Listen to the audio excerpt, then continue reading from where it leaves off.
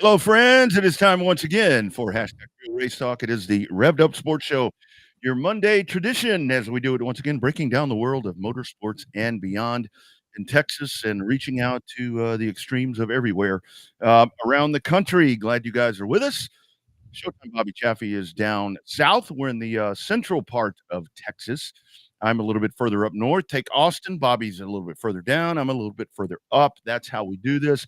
We welcome in everybody that is checking in on all the different platforms. Of course, the main hub is revvedupsportsshow.com. Lots to talk about this evening. Of course, we'll recap weekend stuff, everything that's going on. Mike McCarthy, Selby Holder will join us here in just a little bit, probably about 10 minutes out, talking about the big Mod War event coming up at Heart of Texas Speedway. Right around 7:10, Eric Ramos, the winner in the Texas Dirt Truck Series at Cotton Bowl Speedway. And 7:30 Central, we tell stories with our man, Heath Stewart. Bobby, how we doing, man? That's going to be fun for you. That's going to make you both feel old when y'all start telling some of them old stories. I'm just hoping the statute of limitations has run out on a couple of them stories for y'all to release all the details on. He was talking about last night. We were kind of going back and forth. He's like, my memories have kind of slipped up a little bit. I said, don't worry. I said a lot of things have slipped up with me, but that one has not when it comes to those things. So yeah, we'll talk about it. I mean, I think some of the newer folks that are new to the game, they may not realize how long this guy's been at it. I mean, he's, this guy won Super Late Model Championship, back in, I think it was 2005. I mean, the dude's done it a long time. So I think we'll have a lot of fun with Heath. Of course, that is the son of Mary Ann Nauman, a proud contributor here to Revved Up with the Cotton Bowl Speedway. But yeah, I think it'll be a lot of fun talking with him. One of these days, we got to get the Duke on here. That'll be the uncensored full throttle show. That would be great. I would just get you guys intoxicated and just set a microphone between you guys and let you guys go. I wouldn't even be trying to moderate that thing. I'd just be popping that microphone in there and just say, "Have at it, boys. Here's another round." I don't know if he's quite ready for doing this type of thing because he will definitely let him fly, and there are probably things that I don't want him to talk about. So yeah, that would be a hell of a lot of fun. Of course, that is Jake Wallace Jr. So yeah, we'll work on that too. And again, with this time of year, I mean, we're kind of winding stuff down. Season championships on the line, all the different things that are going on. So this is kind of where we have that flex time to where we can pull these people in and start telling stories because, I mean, honestly, I know during racing season, we're blowing and going, doing different things, talking to winners and all that, Bobby. But I think our most popular shows is when we talk to the folks that have lived through it for a long time. Yeah, and what's great about it is it doesn't matter if you're a Texan or not. The way that these guys tell their stories, the racing legacy is universal language. It doesn't have a geographical boundary. It doesn't have anything like that. I mean, a racing story is a racing story, whether it starts at Bowman Gray or goes all the way to Irwindale, California, or up to Idaho, or even down south to where we are. So I think that's the biggest thing that makes it happen is that, racing stories are universal and not geographically bound. Just because, it happened in Texas, somebody else in North Carolina may go, damn, that same kind of shit happens here. Yeah, that's kind of the thing there. As we were talking to Jennifer Ashton last week, and they continue. I mean, I love the content that she's producing there. There was something that was posted. I think Texas Tom Taylor posted something on that reunion page, and it was the old late models, from the days back there. And man, that got a lot of people fired up. I mean, I had people reaching out to me and hey, this car. I'm like, actually, Tom posted that. I did not have anything to do with that. I'm not an admin on that page at all. But it really is cool because you're getting to see all that old stuff and like the footage of. I love it when San Antonio Speed and Texas Speed, when the Wares did it, and then Trace Ali. I mean that dude, that was way before podcasting and live casting and all that stuff. And that you go back and you look at that, and man, that was really happening back in those times, and that was really cool. I lived through that shit, and it was really cool to see that stuff back then. I mean, every Wednesday afternoon, 6:30, Texas Speed came on Fox Sport. Well, actually, I guess it was Prime Sports Southwest at that point. At one point, wasn't it? Well, before it got bought out. I mean, yeah, I would actually watch that. Because I think it was these days what we call podcasts. I think it was simulcasted out, not simulcasted, but distributed to that. But I would watch it like Saturday morning on KABB Fox 29. It was when Fox 29 came along in San Antonio. It was like one of the first times that Fox had got into local TV, and that was one of the first shows was that. And God, man, that content was so damn good, man. They did highlights, they did all this stuff, and Trace Ali, man, that dude could tell some stories. Oh man, that's great. Just even some of those, the old replays. I mean, I wish we had some of the original video. Oh. But nobody knows how to get a hold of anybody that has any access to that stuff anymore. All it is just kind of, there's a Facebook video that has Slick's interview on it, and David Umshide, John Kelly, and for them, they were talking about the first 4 or 5 races for the TIDA super late models. Man, I mean, it was like, they ran up at Altus, and then they ran at Longhorn, then they ran at then they come and ran at San Antonio, and it was rained out, and they came back again, talking about the struggles of Slick and his brand new car, brand new motor. So I mean, that was, I've watched that same episode 4 or 5 times now in the last a year and a half, 2 years. Every time it pops up as a memory, I keep sharing it, or somebody else will share it as a memory, and I'll watch it again. Yeah. I love the way that Trace did those, because it was like he was telling you, because you can get a lot of cheesy stuff. I mean, you get a lot of cheesy stuff when it comes to racing, but I mean, Trace would like tell you the story of what was going on right there, and then the way that he would like just kind of build this thing up, the highlights and all of that. And I mean, this was a dude that was walking around, and you had the big camera on the shoulder thing. I mean, you didn't have all the little GoPros and all the different little gadgets that we have right now. The way that they were doing that, or him and his team, the way that they did that right now, I don't know who wound up with all that stuff, because Trace has passed. But man, I would love to get a hold of that stuff and pop it into the archives. Would be really cool. Yeah, that'd be a lot of fun to have some of that original. I mean, they needed some of that for Dale Jr.'s Lost Speedways when they talked about San Antonio, but obviously they couldn't use the footage because, I doubt that had been anybody chasing after him. It would have been ironic if they used it, because then we could have found out who had the footage if somebody would have tried to gun after him. I sent him. I actually, when we were doing TWS, I actually sent, because they were talking. They told me. And that was the whole thing about that whole thing when I was doing that with them, because it was like we did that so far in advance, and they're like, okay, we're going to do you at TWS, then we're going to San Antonio, and it was like I had to, like, you knew, I mean, I told you, but it was one of those things to where I had to like keep that under my hat for the longest time, and I sent them all this San Antonio footage from YouTube, and our man, our main man over there was like, man, I've seen all that, but I can't use it. He said, I can't use that. He said, we could get in trouble. And I'm like, nah, that'd be all right. Yeah, it'll be fine. It'll be fine. But they are much more professional than we are. And they have lots more to lose, I guess, if somebody, threw a lawsuit at them. All I've got to lose is a great wife, daughters, and 2 dogs. That's that's still pretty important. I mean, on the higher end of things. Yeah, clearly. I don't mean all that I have to lose, but Anyway, okay, we told you guys. I think you probably saw a post on Facebook that 6:40, and that's about what time it is. Mike McCarthy, Selby Holder coming up here in about 4 minutes. I think they're in the waiting room. We'll get them pulled up in here. But I talked to the great folks at the Dwarf Car Racing Series of Texas, and I teased you guys because I said that I talked to them today. I didn't. I actually talked to them Saturday night, and so obviously they had a rain out that happened there at Texana Raceway Park. They had the Powder Puff race that was set to be there a couple of weeks back. Well, that has been rescheduled, and that it had been talked about if they were going to do it this week at TRP and what was going to happen. Not able to make all of that work because here's how DCRST works. DCRST is very strict on when they set their schedule, they're going to stick to it. This is an add-on race with the Powder Puff. I'm sure there were things that factored in here. Here is the update right here, and you're hearing it first right now.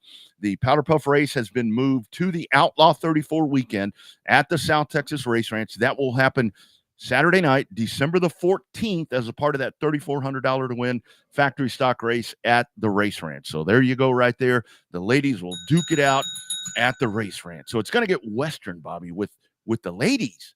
We're going to have a little ladies rodeo going on at the race ranch at night.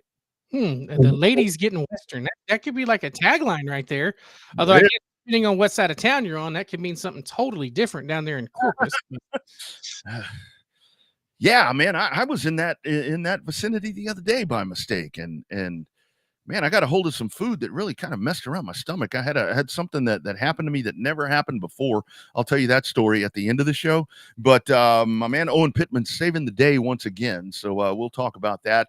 But yeah, nice job right there with Owen Pittman and Dwayne Groff. You know, that's the man right there when it comes to DCRST, as they got in there, put all that together. It's December 14th.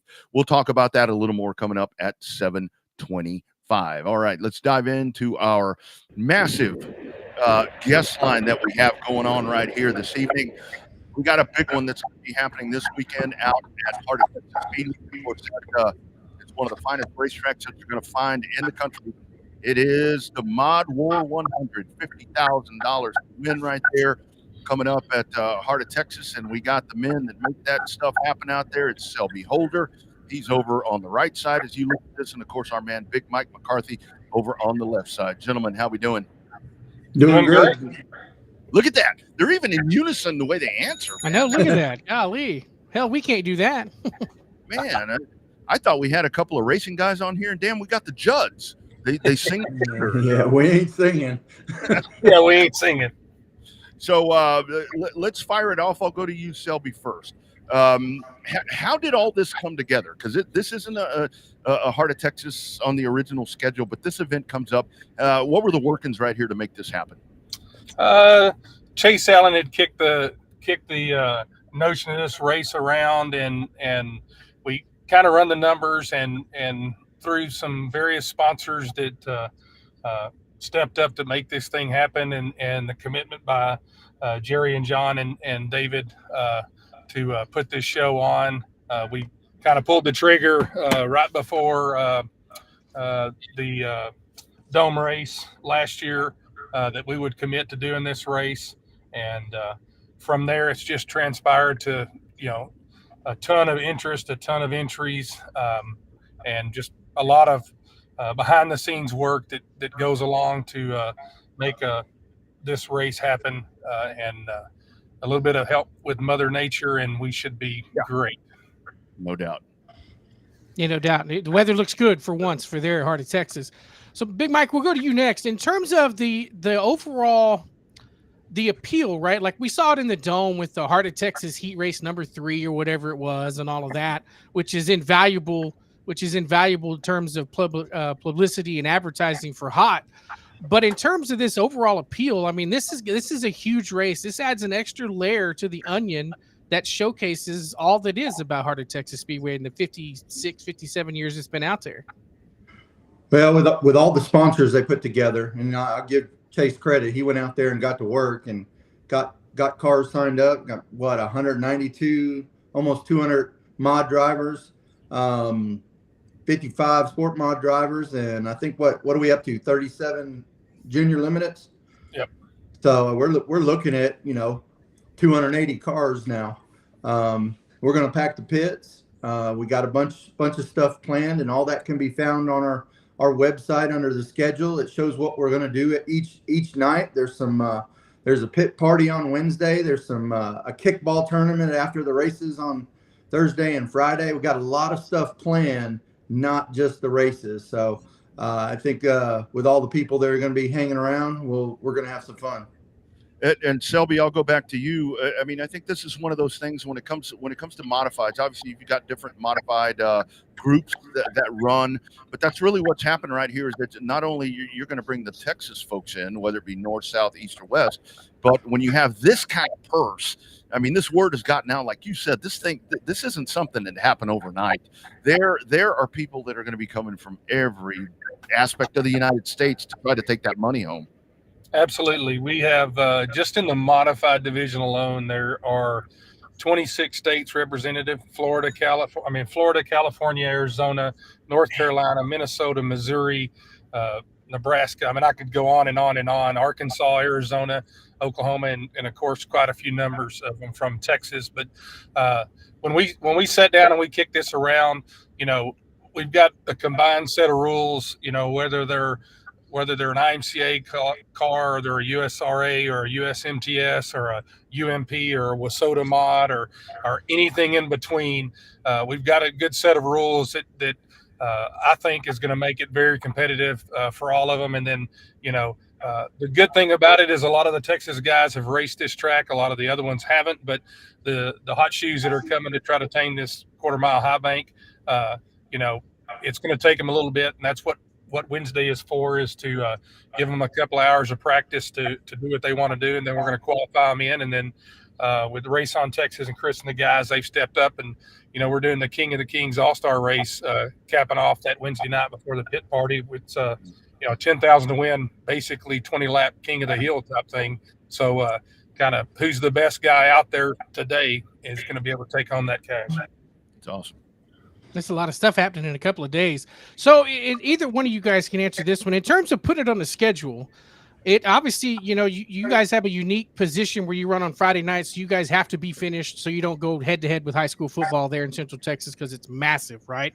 So and it's before the Fall Classic, and it's kind of in between the schedule. Was that just the right fit for it? Did you guys throw around a couple of different scheduling ideas on where this race should go on the master schedule? We did kick it around a little bit. We didn't, number one, we didn't want to impact our weekly racing. So if we did it any time before Labor Day weekend, it would impact any of the guys that were chasing any local or regional championships, anything like that. So we didn't want to do it there. And to be fair to all the other tracks that run their big shows, usually starting the first weekend in October, we always have a Fall Classic the third weekend or whatever it is, fourth weekend of October. And if we would have put it on top of somebody else's show, then let's just say they wouldn't do it to us. So out of respect for those different racetracks, we did it this weekend so that it was fair to everybody. Friday night will be, that's the biggest challenge for us, after Labor Day weekend. That's the reason we don't run weekly is Friday night football. But I think with the volume of racers and the competition we have here, I don't think we're going to have an issue with fans in the stands. I mean, we can pack 3,500 people in there and stack them in there deep like we've done before on a monster truck show. So I have no problem with space, and we're going to have plenty of cars for them to watch. Quite the place. I think it's a perfect place for this to happen, not only geographically, but like you're talking about, Selby. Mike, one of the things that I think you guys do extremely well is that when it comes to promotions and when it comes to getting word out and doing all the different things, I mean, you guys pound on that. I mean, it's one of the things you got to get in front of people. That's so important, and it really seems like you guys, along with Jerry, along with the Fredericks there, man, that seems to be first and foremost what you guys are trying to do all the time, whether it's something like this or a regular event. Well, you got to get it out to people, and it starts with the ownership, and he's willing to spend the money to do it. And then it's getting the right people to do the right kind of advertising, getting you to do those voiceovers, getting Race on Texas to put the videos together, and then working with partners around the city of Waco and getting it out on social media. Yeah, it's definitely increased our attendance in the grandstands, and we're hoping for a really good turnout for this race. So you talk about working with the partners in Waco. How does Baylor affect you guys? I mean, obviously, you kind of quit when football, your season's over when football starts there in Waco. But I mean, how much is that a detrimental to you guys when Baylor football starts up, or does it not affect you guys a lot just because the only race that may go head to head with a football game is going to be the Fall Classic? It usually doesn't. We usually get towards the end of their school year in April and May, we'll get a lot of fraternities and sorority groups that have come out and spend some time in the beginning of our year. Summer, it's hit and miss because, it depends on where it's there. And then by the time we end our season, they're kicking off football. And the Fall Classic previously was the only one we kind of went head to head. And it's a hit and miss. Some years they have a home game that day. Some years they don't. So then it's issues with hotels, et cetera, et cetera. But it doesn't really affect us being that they're kicking off football. It doesn't bother us at all.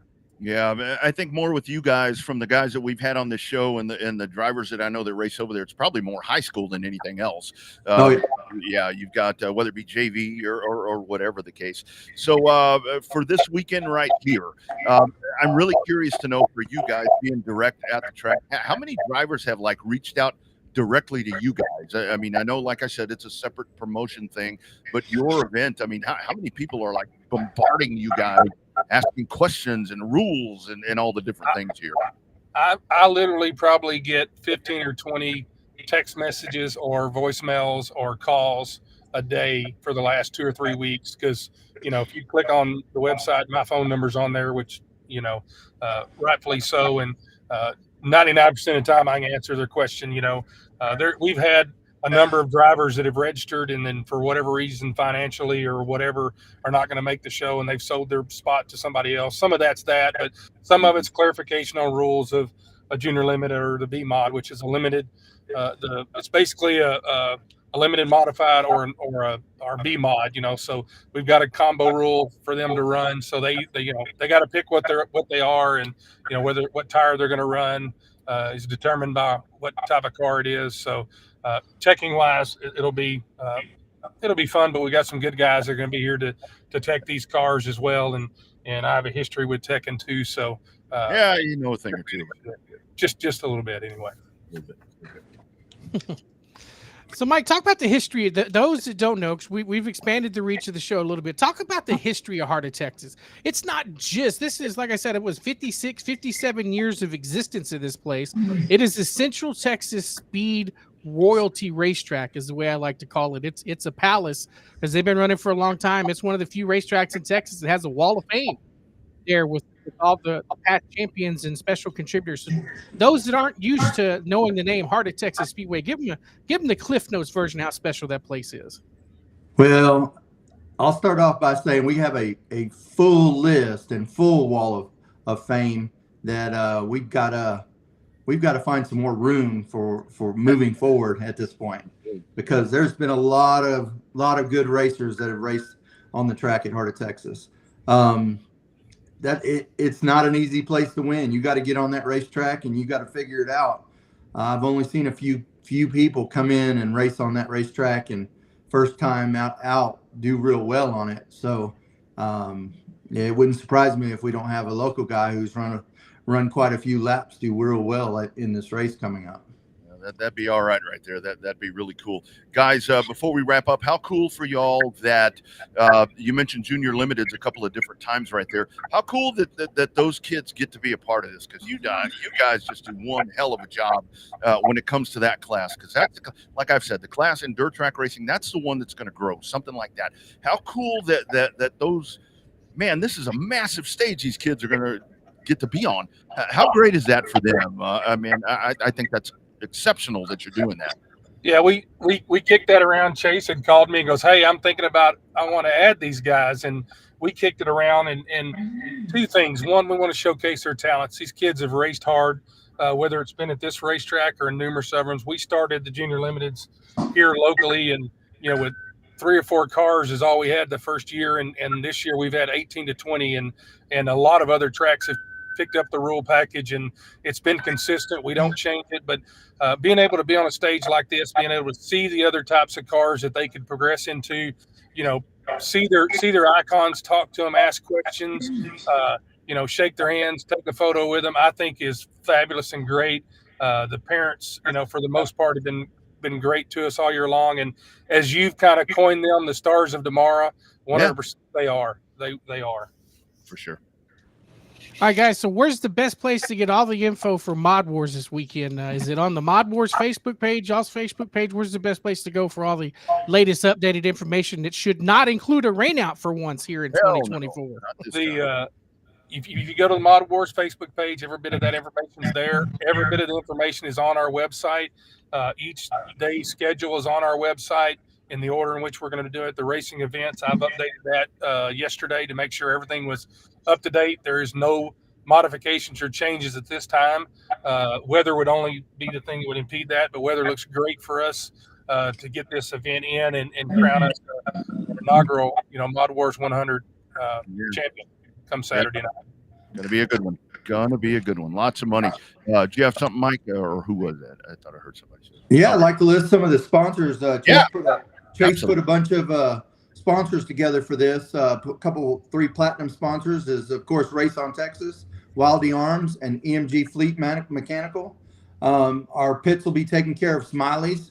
They're going to be they're owning the pits, and they're going to make sure all the racers are taken care of.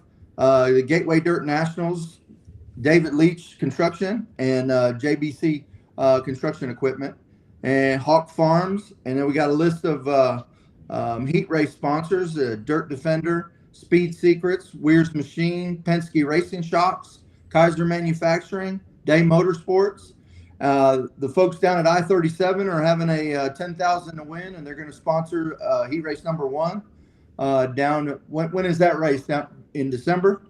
And then Hoosier Tire Southwest and Abilene Race Rats. They're all on the list. And then our yearly sponsors are all listed on our webpage. We want to call out Jim Turner Chevrolet, BYOT, and Phil's Trailers. So make sure you go out there to all those businesses and support them, because they definitely support these big races.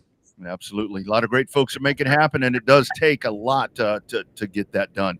Guys, good luck on this. Weather's going to be great. I know you're going to have the rafters full. Looking forward to checking it out, guys. Best of luck, and thanks for checking in with us tonight. All right, guys. Thanks for having us on tonight. You bet. Take care, gentlemen. Bye. You bet. There they go. Like I said, a little partial to that place right there. I mean, I've back when I really didn't know what dirt track racing was, that was one of the first dirt tracks I ever went to. And man, I got to tell you, Bobby, if this is going to happen in Texas, there's really not a better place to do it.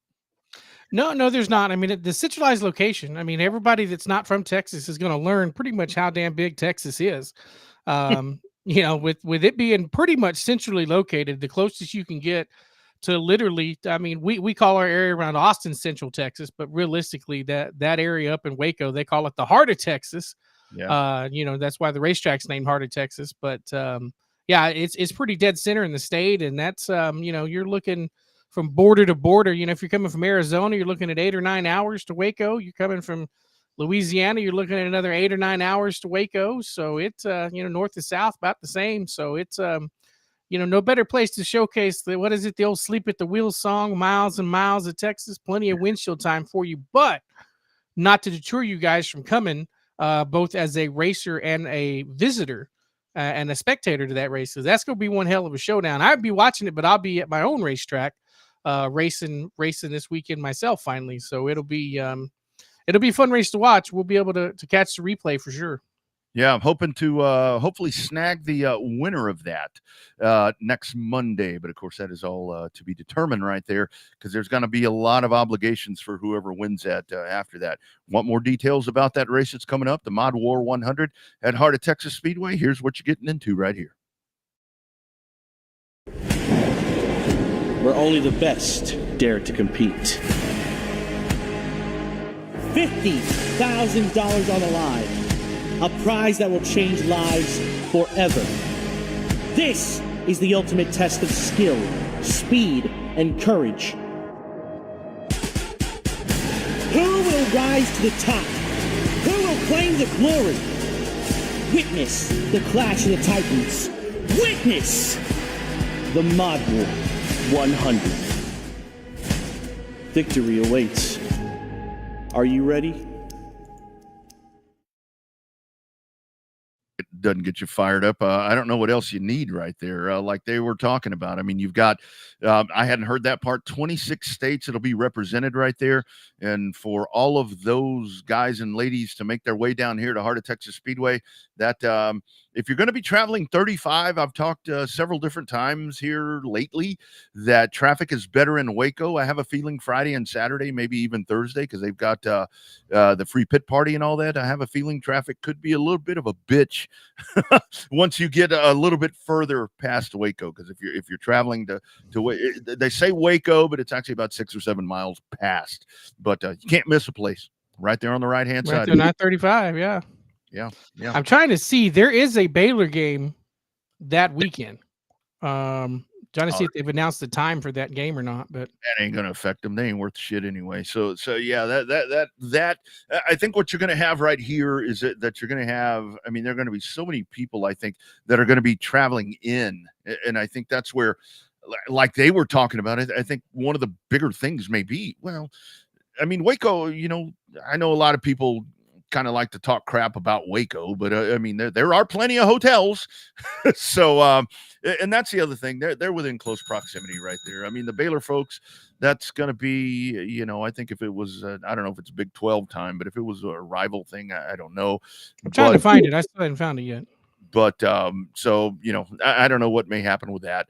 But yeah, that is going to be a spectacular show. Again, that is coming up. It is the Mod War, and like they were talking about, this is something that has been in the works for a very, very long time. I mean, it's not something where it was a show that was put together like Selby was saying, you know, that these were conversations last year, and the dates came out right there. It's $50,000 to win. And of course, the conversation is going to be, well, what's it going to cost them to do it? I don't know, but I think a big part of it is the glory of winning this thing. Man, it's going to be massive. It's going to be fun, but it could be a challenge. Hopefully, the good thing is that there's not a lot of race car fans. They're coming to watch the races. There's going to be a lot of football fans there. And actually, it looks like there's not a Baylor game coming up this next weekend. They're playing at Colorado. So if I have the dates right in my sports app, that's week 4, right?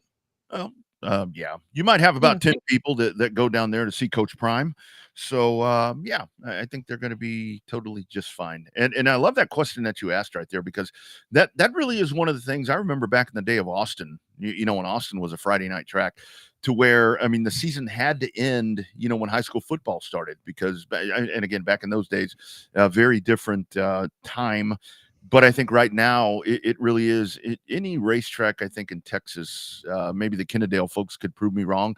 But I think if you're going head to head with high school football, that's really hard, because that will kill your gate. I mean, I don't care if your team's good or bad. High school football will kill your gate. Mm-hmm. I mean, it definitely will. I mean, especially unless you've, look at it this way. Unless you've experienced Texas high school football, you don't understand how big it is. Sure, it's okay in California. Sure, there's some good teams in Georgia and Florida. But there are high school facilities up in North Texas and East Texas, football facilities that have weight rooms that are on par with some of your FCS level programs, right? Some of them even better than on an FBS level program, where you've got a multi-million, and I mean multi-million dollar facility, tens of 15s to 20s worth of $1 million stadiums up there in North Texas that are just palaces, that are just immaculate. They call them, some of them have student centers where they have different kind of stuff. But yeah, I mean, you never experience Texas high school football until you experience it in person, because some of these big schools, especially some of these smaller towns outside of Waco, that's all there is on Friday night. There ain't no Heart of Texas Speedway. There is high school football, and they don't care if it's a home game or an away game. If it's an away game, they start a caravan and they follow that team all over the place. So it's rough when you're using them having to schedule a race. But I think that this race is so big, it goes beyond the scope of a normal of a normal race weekend, right? You're going to have the people that might even skip out on a high school football game to go watch the races on Friday night. And I think what you're going to have where this race is different from like a regular show that may go head to head with something like that is what you would maybe lose on a regular, let's say, Friday night show, or even if you had a Thursday night high school football game and you were going head to head with that. I think you're going to make up that times 20 with the folks that are traveling in, because it's a whole different thing when you have a race where you're going to bring people in. Snowball Derby, a great example. You know, you have folks that just congregate to Pensacola. You look at Five Flag Speedway on a Friday night race, and you know, it's a little scarce in the pits and in the grandstands. But looks like a normal racetrack. Yeah, it does. It looks like all the damn racetracks around here. And then you look at Friday night for Pensacola or for Snowball, and shit, you're trying to find places to put them. I mean, there's so many people there. Brandy, that was actually they did some sort of I think it was a vote for folks that were going to be able to do it. I know it's Zach Clark. I know our man Colin Bell is going to be a part of that. I'm not sure who the other two are. It's going to be like a four gentleman deal. And the whole thing is, I mean, from some of the intel that Bobby and I have had, is they're going all out with this to where they're going to put them in an inside environment and so forth. That's one of the challenges there at Waco. You're announcing outside. You get track noise and all that stuff. They're going all out with this, and it should be a really good presentation. Our friends at Race On will have that for you, and you can go to raceon.com. Of course, we're streaming there as well. You can go on there and check that out. But really cool event to be having here in Texas, and especially this is that whole surge with the modifieds coming back. We'll talk about stems. Logan Dinsmore wins. You know, the other night at 37, they've been healthy and with Toms and the touring. Well, that is Toms, but I mean, you've had all of this, and to cap kind of the rejuvenation of modified racing, even though I think a lot of this is going to be people from not Texas. Pretty damn healthy thing happening right here. I don't know. Kate Dillard is like 5-1 chances to win that race. He's the odds on. Well, I say local favorite, but Texas favorite to win that race. So we'll see how Kate does. Apparently, there's a big USMTS race somewhere up and way up in the northern part of the country that may deter some guys from coming. But sometimes these racers, you get the guys that only want to race for the big money. You get the guys that only want to race for trophies. Yeah, and then you got the guys that are somewhat point chasers. So we'll see how it all shakes out. Either way, if you have that many cars pre-registered, they're not going to have a lack of problems getting cars into this show. Oh, yeah. That is not going to be a problem. That is not going to be a problem. We've talked a couple of times about Texana Raceway Park. That's coming back on Saturday. They're going head to head. Bobby will be in Edna. I'll be in Houston. All of that going on. But of course, I mean, full disclosure, all the eyes are going to be on the Mod War event happening there at Waco. But talking about Texana, we can talk about it more in depth, and we'll run this at a couple of different times. But here's what you have happening at Texana Raceway Park this Saturday. Texana Raceway Park roars back to action Saturday night, September 21st. Hobby Stocks race for $1,000 to win. E-Mods race for $600 to win. Also on the show card, go-karts, limited mods, factory stocks, and the micro mods. It's fun for the whole family. $1 hot dogs, $1 sodas, kids' car rides during intermission. Adults, general admission, $20. Senior military, $15. Children 5 to 12, $2. Kids 5 and under, always free. Gates open at 5. Racing starts at 7. For information on payouts and rules, find Texana Raceway Park on Facebook. Drivers, no registration fees for the final 2 races. Bring your car, bring your family, and have a great time in Edna, Texas. Come on down to Texana Raceway Park Saturday night, September 21st. I'll add, bring your mama. I like that. All right, bring your friends, bring your enemies, bring somebody with you, because it'll be a hell of a night down there in Flag City, USA. Yeah, bring whoever. And again, that's September 21st coming up on Saturday. Be sure and try to make if you're further down south. I mean, this is more Corpus folks, I-37, you guys, Cotton Bowl friends. I mean, if you're not going to Waco, try to get yourself down there and support that racetrack, because it's like we said, this is a racetrack that is trying to trying to get themselves back in order for what's going to be going on moving forward.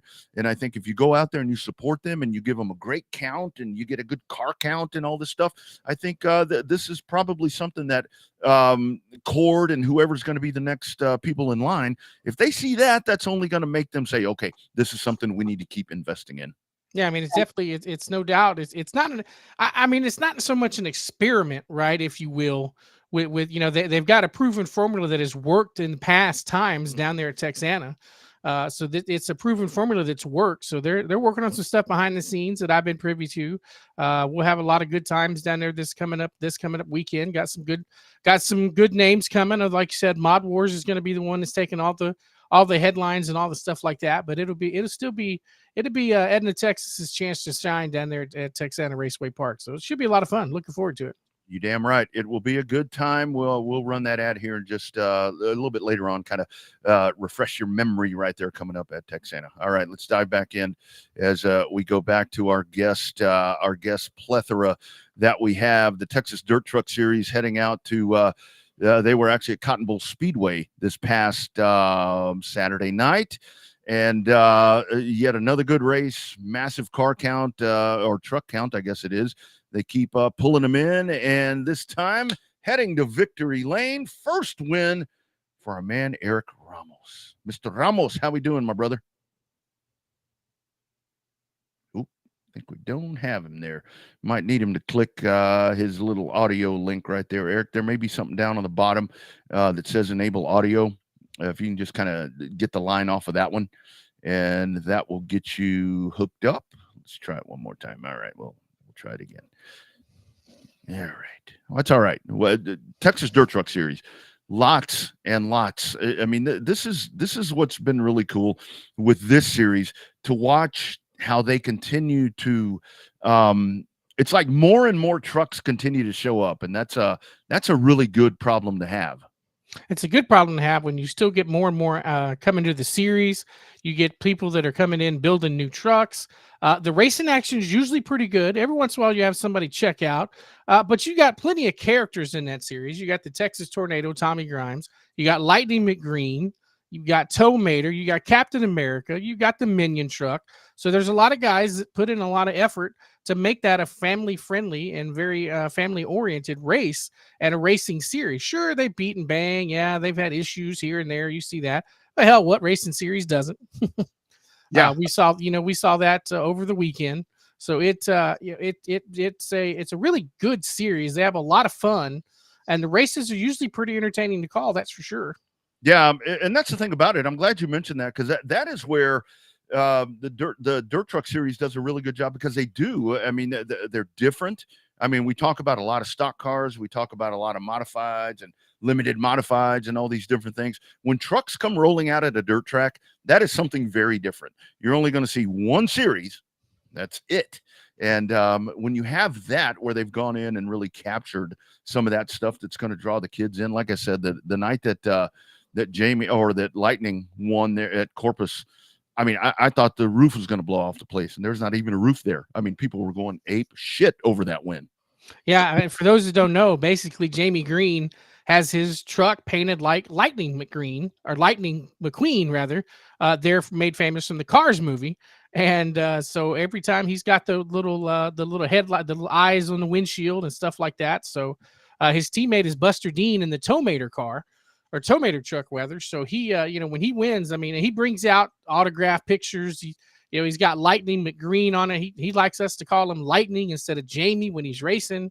He's got that alter ego thing just happening. So it's, I think that, from our perspective, some of the announcing stuff that we've done over the years, it's always nice to appreciate the racers and the guys understand. Yes, it's about competition, but there's also this thing called entertainment value that you have to have. And I think that there's been several guys over the course of the last 10 years that get it. And I think there's several guys there in the Texas Dirt Truck Series that get it, that understand competition is one thing, but the entertainment value is something completely different. Yeah, yeah, and that's really a big deal right there, and they have done a really good job with that. Let's try this again. Let's see if we can get Eric in there. You got us, my man. Oh, I think he's close.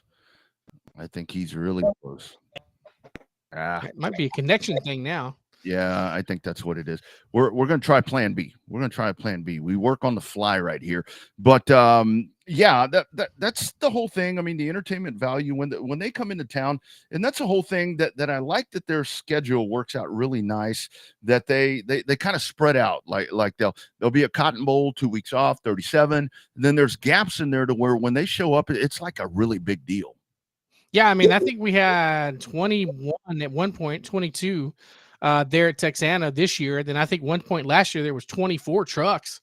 So we ran I think we ran 4 heat races of 6 instead of 3 heat races of 8. So they ran an extra heat race. But it's I mean, they're out there. I mean, there's more dirt trucks than there are pavement trucks, feels like now. It used to be the other way around. Well, that's a whole thing. I tried to light a fire under the asphalt guys after the last race when we had 5. I'm like, maybe we'll invite the dirt trucks in. I mean, maybe they'd want to come race with us. I mean, I don't know. It's I don't know. That's frustrating, but yeah, they have a great count. It is. It's a hell of a count. I mean, and what's really good about it is that the series itself does a really good job of being self-promoted, right? And that's part of the battle, is that the drivers do their part to make themselves well known, but the series does a really good job at trying to promote their races. They're always on here promoting the races that are coming up whenever they're going to be. And the tracks are usually fairly good about promoting the trucks when they show up, because they bring a lot of extra butts to the seats, and they bring a lot of extra footprints to the pit area. So they are a beneficial part to the ecosystem here in the Texas racing region, whether they run at 105, 37, Cotton Bowl, Texana, the race ranch. They are an integral part of what makes this racing season successful here in Texas region. That's right. So we go to the backup plan. We go to the audio visual consultations phone line that still exists. Let's try it again. Mr. Ramos, how we doing, brother?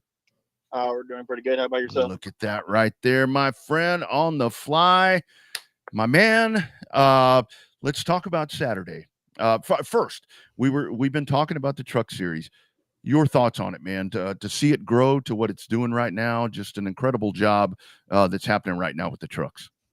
Man, Bucket and Bo and them are putting a pretty good deal on with the truck series. Like I said, at the beginning, originally my uncle Pete was the one that was supposed to be behind the wheel of this truck, but he had broke his ankle at the beginning of the season, and I always harshed on him and gave him a hard time about that he could do better and this and that. He said, well, now it's time you're trying to shine. He said, let's see what you can do. He said my leg's broke, so you're going to race it this season. So that's where we've been at, and it's been pretty good so far. Absolutely. So Eric, talk about your history. Obviously, you didn't just start out in a truck. You've got raced a few things. Talk about the people that don't know exactly how you got to where you are. Man, I started going to the races when I was a kid, a young kid at CC Speedway, when my Uncle Joe Arcee and my Uncle Pete Arcee used to race there at asphalt at CC Speedway. They used to call my Uncle Pete the Chicken Man in his little truck that he had. So they got me into it. And like I said, my Uncle Joe gave me my first car. He said, here's a car, find you a motor and transmission, and here you go. So I've been racing since I was 15 on and off. I did a lot more asphalt racing, like I said, than dirt when I was a kid. That's where I started off was at CC Speedway. Yeah. And then when CC Speedway kind of started closing, my Uncle Joe and us, we started going to the dirt track and just slowly started. I have a factory stock, but I race it every now and then. It just was kids now. It's a little harder nowadays. Mm-hmm. Eric, isn't that the thing? I mean, I'm glad you mentioned CC Speedway, because it's, that's one of those things I always go on and on and on about how great racing has been in Corpus and the history of all that, man. Isn't that such a great, I mean, all the families, I mean, you guys, I mean, there's so many families that are doing this, and that's why I love going to CC or to the race ranch, is because it's all the people that have been doing this for so long, grandkids, stepkids, whatever the case it is, man. It's just a great place to be for racing. Oh yes, no doubt. Absolutely. So how different is it to go from CC Speedway back in the day to Cotton Bowl Speedway? Obviously both got high banks, both are pretty fast, but man, that's got to be a hell of a lot of difference going from CC Speedway to Cotton Bowl Speedway. Oh man, it's a lot different. So it's a lot from dirt to asphalt. It's a big difference. They think you just turn left. No, it's not that easy. It's a lot more consistent, and you got to be a lot more patient on dirt than asphalt. And not you'll spin it around. No doubt about it. So let's talk about this truck that you're in, man, because you kind of mentioned some of that right there, but this truck has gotten faster and faster and faster. Kind of talk about how you put it all together, and then the win there at CBS. I mean, that big ass place. I mean, that kind of talk about how you've gotten to be this good, and what a massive place to win your first one. Oh man, we just like I said, we've been working on it consistently. But at the beginning of the season, we had a rough season. The first race was at Cotton Bowl, but before that, they had a play day at 37, and I told my uncle, I said, well, let's go try over here. Let's not drive all the way over there and we break something. Well, good thing we went to I-37's play day because we ended up blowing up his crate motor in practice that night. So, and then I had a backup motor that I had in my factory stock. Well, then I put that in there for a race, and then we did that. Well, then one of my buddy, Zach Freeman, and his boss, Paul Coulter and Laura Coulter, they had a crate motor sitting there, and they said, here, run this one. We're going to lend you this one. So that's what they did. And like I said, this wouldn't be possible without them and my uncle and his girlfriend and everybody that helps me out throughout this. Everybody, and even in the truck series, everybody that helps me out through the series, all my sponsors and everybody that helps me put this together. Like I said, it wouldn't have been possible this past Saturday. Yes, sir. So, Eric, we were talking about the entertainment value with racing. You've been around it a long time, but it seems like some of the guys in the truck series have taken it up a notch. You got Jamie running as his Lightning McGreen alter ego. You got Buster that's running in the Towmater stuff. You got a Minion truck. You got a Captain America truck. You got Tommy, who's a character of his own right in the Texas Tornado. Talk about how much cool it is to be kind of, as part of that. Obviously, your truck is good looking. It's got a great wrap on it, but talk about just that overall feel of having to know that's, the competition is one thing and winning great races is great, but then you throw in that entertainment value that I think a lot of the guys in the truck series really get. Oh man, that's really great. Like I said, like you mentioned, you got the Lightning McGreen in there, and you got Tony Bernal with his Michael Jordan rap and stuff like that. And you got everybody. Everybody has the scheme and it's good entertainment for the kids. The kids love it and all the different schemes out there. These are the first class guys, man. They're fast. They're no joke. Like I said, we've been working our butts off to keep up with them, and to finally put one on Victory Lane, it really shows that we've been working hard at it. Ain't no doubt about it. Eric, do you get a lot of folks that walk up after the races? Because like I was saying, there's a lot of stock cars, there's a lot of modifieds and all the other shit. But I mean, you guys, when y'all show up, it's a truck. Ain't no other trucks there.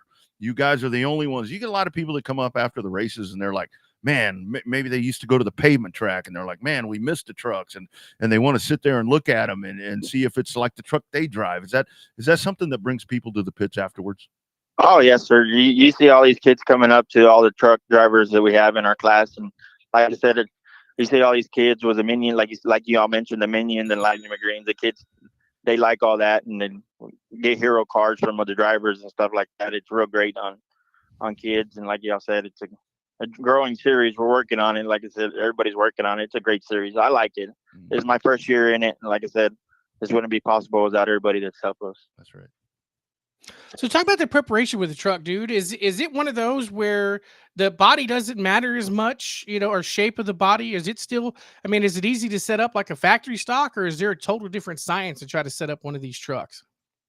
I'm guessing, and well, in the factory stock, everything's pretty much stock. You can't mess with it. I'm gonna say it's more like a street stock because you got your weight jacks in the front and you got your weight jacks in the back. You can play with it a little bit more. So I think it's a lot similar, closer to a street stock than it is compared to a factory stock, because you could play with it and adjust with it a little bit more. Yeah. It might not be as aggressive as in a street stock, but it's pretty close in my eyes. Yeah, no doubt. Eric, got to ask you, man. So how cool is it going to be when you win one at the race ranch? Because the history you talk about with Corpus, how great is that going to be? Because you are. I mean, you should have won one already. When you win one there, how badass is that going to be? Man, that's going to be great. Like I said, I should have had one there this season, but I pushed it hard running with my buddy Tony Bernal, and I just got there and I got into him a little bit and I spun myself out, so I got into the rear. That was on me, like I said. But man, they're first class guys. They're quick. He deserved that win. Like I said, he earned it. But man, it's it's real great running with these guys. And like I said, this series is a growing series. I really appreciate what Buck and Bo and all them are doing. And like I said, this past Saturday was even more enjoyable for me because my wife and my kids were there, and my little girls got to see the excitement in their eyes, and handing my little girl the Frisbee at the end of the race was even better. That's fucking awesome, dude. That is awesome.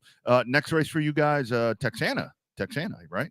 Yes, sir. Believe it, October 5th in Edna. There you go. Gonna be a good one. All right, my brother. Congratulations. When I get alerts on the races, when I saw it said Eric Ramos, I'm like, that's one of my dudes right there. Very nice job, my friend. Congratulations on winning at Cotton Bowl, and keep doing it to it, man. You're having a great year. All right, man. Thank you. I appreciate it. You got it, buddy. Take care. All right, take care. You bet.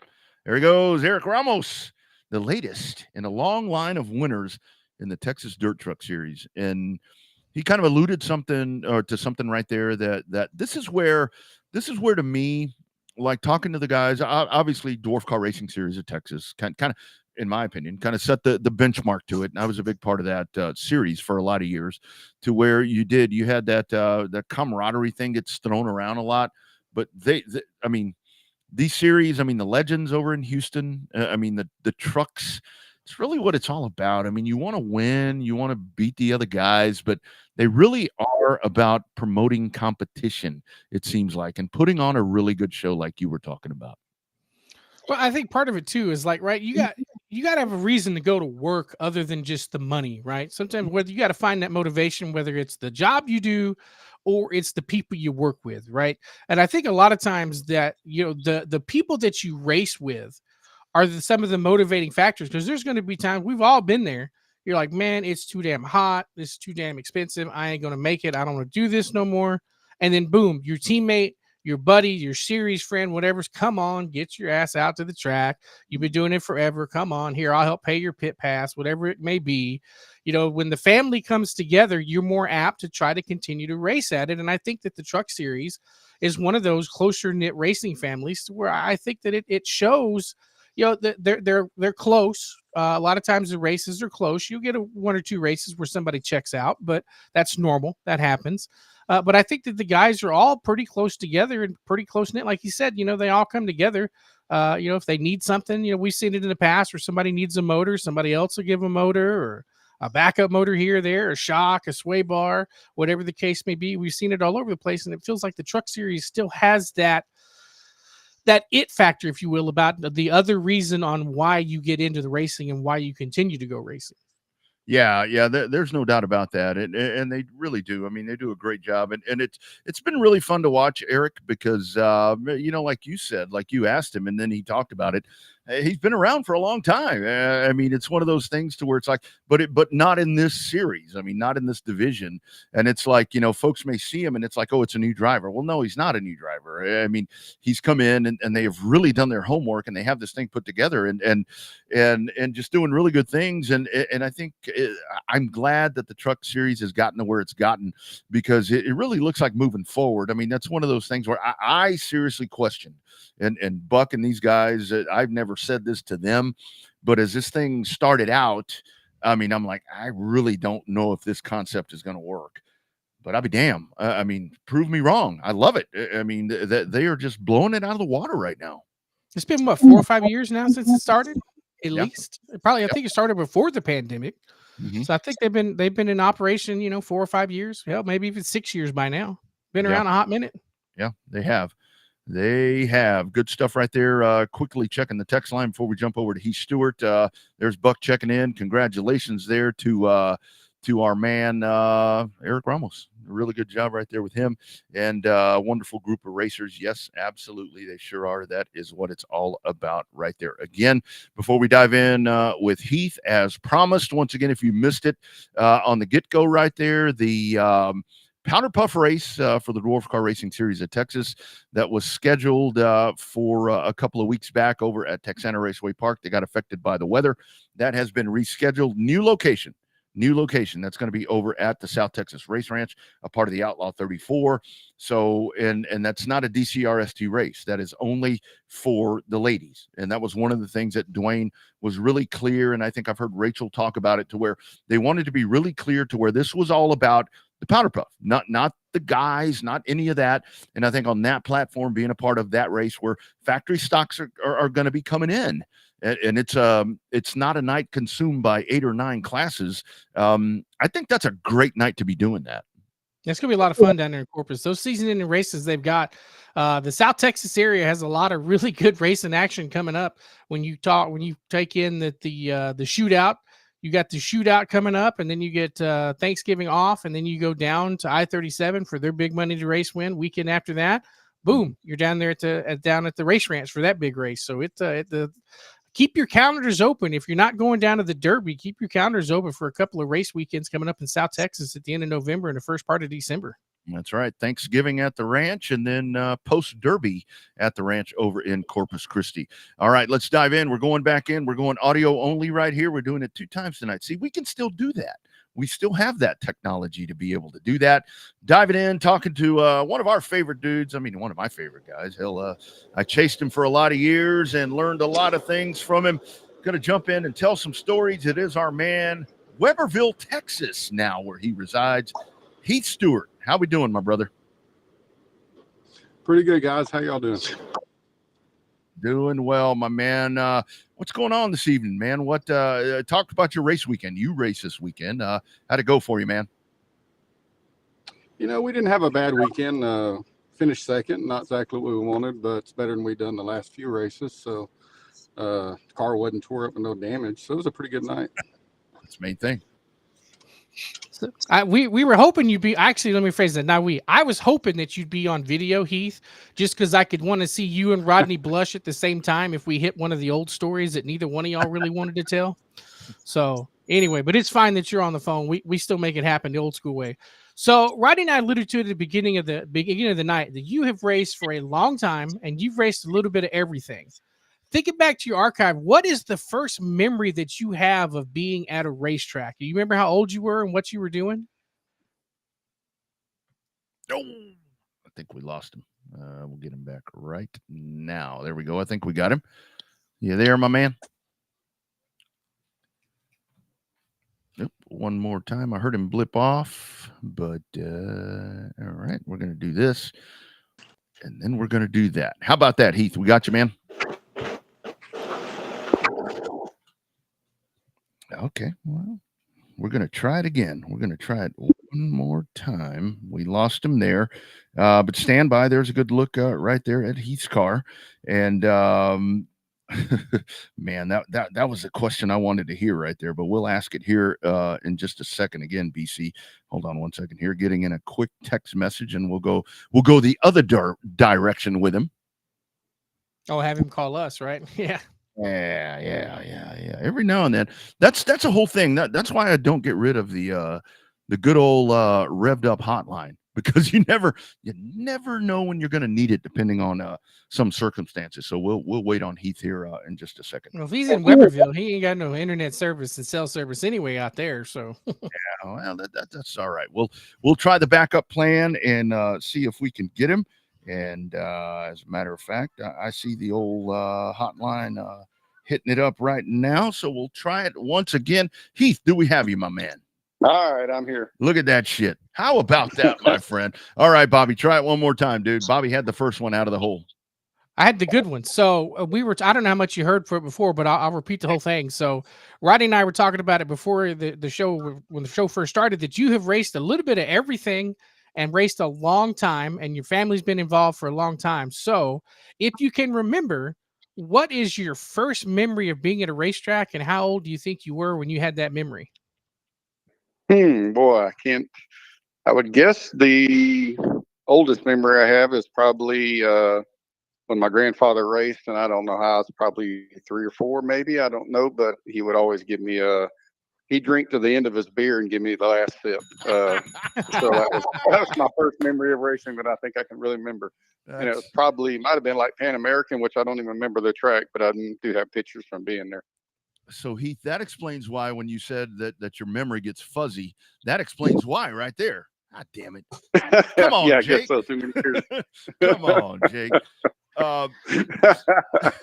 So Heath, let's talk. So the start for you, I mean, when you jump into the early '90s there in the street stocks over there at Speedorama, talk about those days. I mean, I think when you probably really started getting fired up was racing with Monaco Reyes. Kind of talk about those days. Yeah, that's a funny story. So most people don't know that I have Danny Stewart's my stepdad, and my real dad was Jim Boring. That's right. He was an iron worker, so they were real slow at work, and it was kind of a slow period. And he would work over there at Monaco, helping him on body work, and I'd go over there after school. And I don't know, you remember Fat Pat? Oh, yeah. Back from they had built a car for him the year before, and I was over with my dad, and Pat had gained a little more weight over the winter and couldn't fit in the fire suit they got him the year before. So it was like a Wednesday, and Monaco asked me if I wanted to drive that car, and we were going to race it on Friday night, I guess, or Saturday. I don't remember when we raced back then at Longhorn, but so we and we got it to where we could fit in the car, and it was a black car with pink seat, window net, and numbers. And went out. I think we went out and practiced on a Thursday, and then we raced the next night. And I think I almost won my first heat race. I was lapping a car, and I got a little too close to him, cut my left front. And then if I remember right, they put me on the pole and went off in the first corner, and I spun completely around there in front of everybody. And they said, "We're going to restart you," and I said, "No, I'm just going to put me in the back." I was a little nervous after that.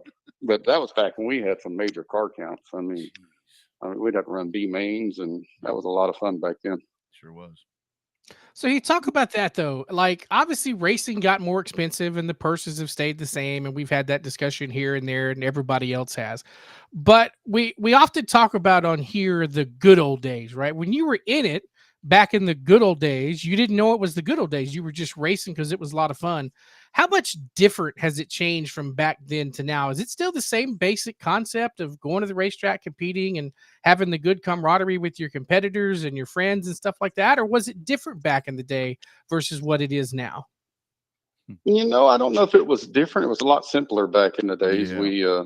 Cars were a lot easier to work on, a lot easier to afford. Tires lasted longer. And one of the downfalls of asphalt was all the classes going to radios and mirrors, but we didn't know how good we had it at Longhorn. I mean, we were ready for Thunder Hill to open up, but we lost something that we could never replace. Mm-hmm. So that was tough because looking back, that was hard, fun track to race on. And same thing like going to Corpus, just tight and hard racing. So it's changed a lot. And then since I went to dirt, it's more like it was when I first started racing. You showed up on Saturday, you get 2 practice sessions on asphalt back then, I think, and you raced. And, it got to where it was just too hard to go on Fridays and do all that. So when I went to dirt, it was a lot simpler, especially with my daughters. And then when Taylor started racing, it definitely the timers got a lot harder to squeeze it all in. So I've had a good time with dirt. Yeah. That's one of the things with asphalt. I mean, it's like you're there all day. I mean, come on. Yeah. And a lot of times you're sitting on your hands, not doing anything. You're playing with yourself. It's like, come on, man. Yeah. I mean, what are we supposed to be doing here? So kind of, Yeah. So let's, talking about with Monaco and everything that you did there, let's fast forward to 1995. That's when I started over there full time at Longhorn, and you were in that green 32. Talk about that year, man. That car, son of a bitch. Heath, there was a race. I started on the pole because I was not any good. And finally, I'm getting my shit together. I start on the pole. I have this thing won. I'm like leading by many, many laps or many, a straightaway. The caution comes out at the end, and I'm like, I'm still going to win. We got like 3 laps to go, and there you go. I'm like, come on, man. Talk about that year, dude. That car was amazing. Oh, that was a fun car to drive, and my dad was just a master at setting them up. I mean, with the stock suspension. Yeah. I mean, I think that was what 95, the first year I built the car, or that's the year I won the championship. So 94 was my first season in the car. Mhm. And I don't know if you know a lot about caster, but when Danny started me out, he run me with negative caster. Wow. So the right front ball joint be forward because you couldn't get enough caster in it. But he thought you couldn't put enough caster in it to make it work. So we went negative caster, and back then we didn't run power steering at all. So that helped with having a negative caster. Well, towards the end of that year, he put, I mean, I don't know how much caster he put in it, but it had so much caster in it that if you let go of the steering wheel, you were in the infield. And I mean, it was like different. And I went off in the first corner. I was like, all right, now I can drive the car. Yeah. And at the end of the race, we started in the back in the heat race, started in the back in the feature, and went straight to the front. Car was a rocket, and I came in, I couldn't feel my arms. I was like, this thing is hard to drive. And he's like, you want to change it back? I was like, no, I'm going to get a weight bench. I mean, this thing's too fast. So That's what I'm saying. those were good times. They were, man. They really were. So Heath, we've seen a lot of things. So you've raced a lot of things and moved up methodically through the ladder. You ran in street stocks, won in street stocks, moved to a super stock, limited late model. You ran in that, and then you started running supers.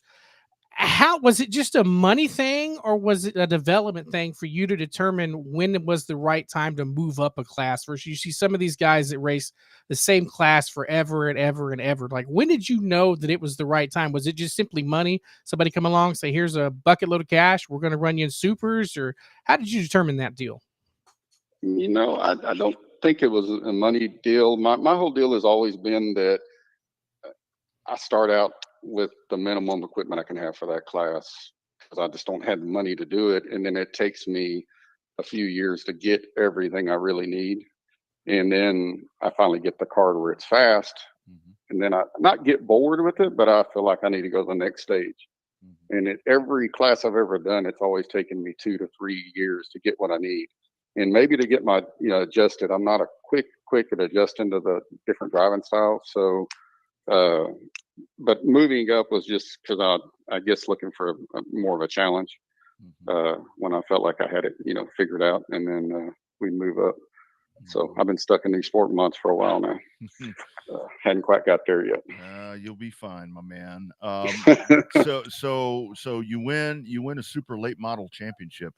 Talk about that. I mean, that season. I mean, you were just the mark of consistency. You were, and that was, I mean, that's back when, super late models around here were loaded, and you were just so good. And then at that final race, I mean, if you remember that, I mean, that final race when you win that championship, not a very easy thing to win that title that night. No, that was an interesting weekend. We had the double features. I don't know if we had a makeup race or what it was, but we had double features. And the first race, somebody blew a tire, and I saw him happen, and he was up against the fence, and then he come across the track and drove straight over the front of the car. And which is an interesting story because we had made a hood for Kevin Soberg that had cancer. And all the drivers signed the hood on the car, and we were going to give it to him after the races. And it took out both fenders, the bumper, everything was taken out. The only thing that survived was the hood. It didn't have a piece of damage on it. So I think I went in the pits, and they pulled all the front end off the car. I mean, the suspension and stuff was fine on the car. It was just all cosmetic. And got back out there and finished the race. And then while I was out there, somebody blew an oil line coming off of turn 2 right in front of me. And I slapped the fence with the back of the car now. So now the front's tore up, the back's tore up. I mean, the car looks like it just needs to go to the junkyard. So we finished the first race, actually do finish it, and not very good. And we come into the pits, and I'm just like ready to load it up. And let's see, Greg Davison's the one that came over there. He come over and he said, he just kind of got me away from the car, and he said, just get out of the way. We're going to fix your car. Oh. And it was I don't know how many people were working on it. I never get to just sit there and watch people work on my car completely. And I just sat back and watched them. And I had Bubba Nauman and Casey Smith. They were working on the back of the car. and Todd McLemore, he had broke something, and they literally took from the front doors all the way forward. It had his whole front end on my car when I went back on the track for the second one. And look, I mean, it fit perfect too. And they're like, "We'll put the hood back on." I was like, "No, we're not putting that hood back on. We're going to tear it up." Yeah. So it didn't get any damage, and we was able to give it to him at the end of the night. And we were able to finish I passed one car. I needed to pass one car on the last lap, and to be able to win the championship. And I passed them, I think, going in the middle of 3 and 4. And it was one of the only times I've ever used my bumper to pass somebody. But I did. It was actually Tom Gerthew, and I went over and apologized. And he said, "Oh, no problem. I understand. It was for a championship or something." So, but I've never been real good at using the bumper. I don't never taught myself how to use it to pass somebody. So, no doubt, love that. But that was an exciting weekend. I mean, that year was. The car we fought the car a lot from the time we bought it. We bought it up north. And after I won the championship, I went to get a new car and called, I think it was Port City. And I was talking to them about the car, and wow, the struggles I had with it.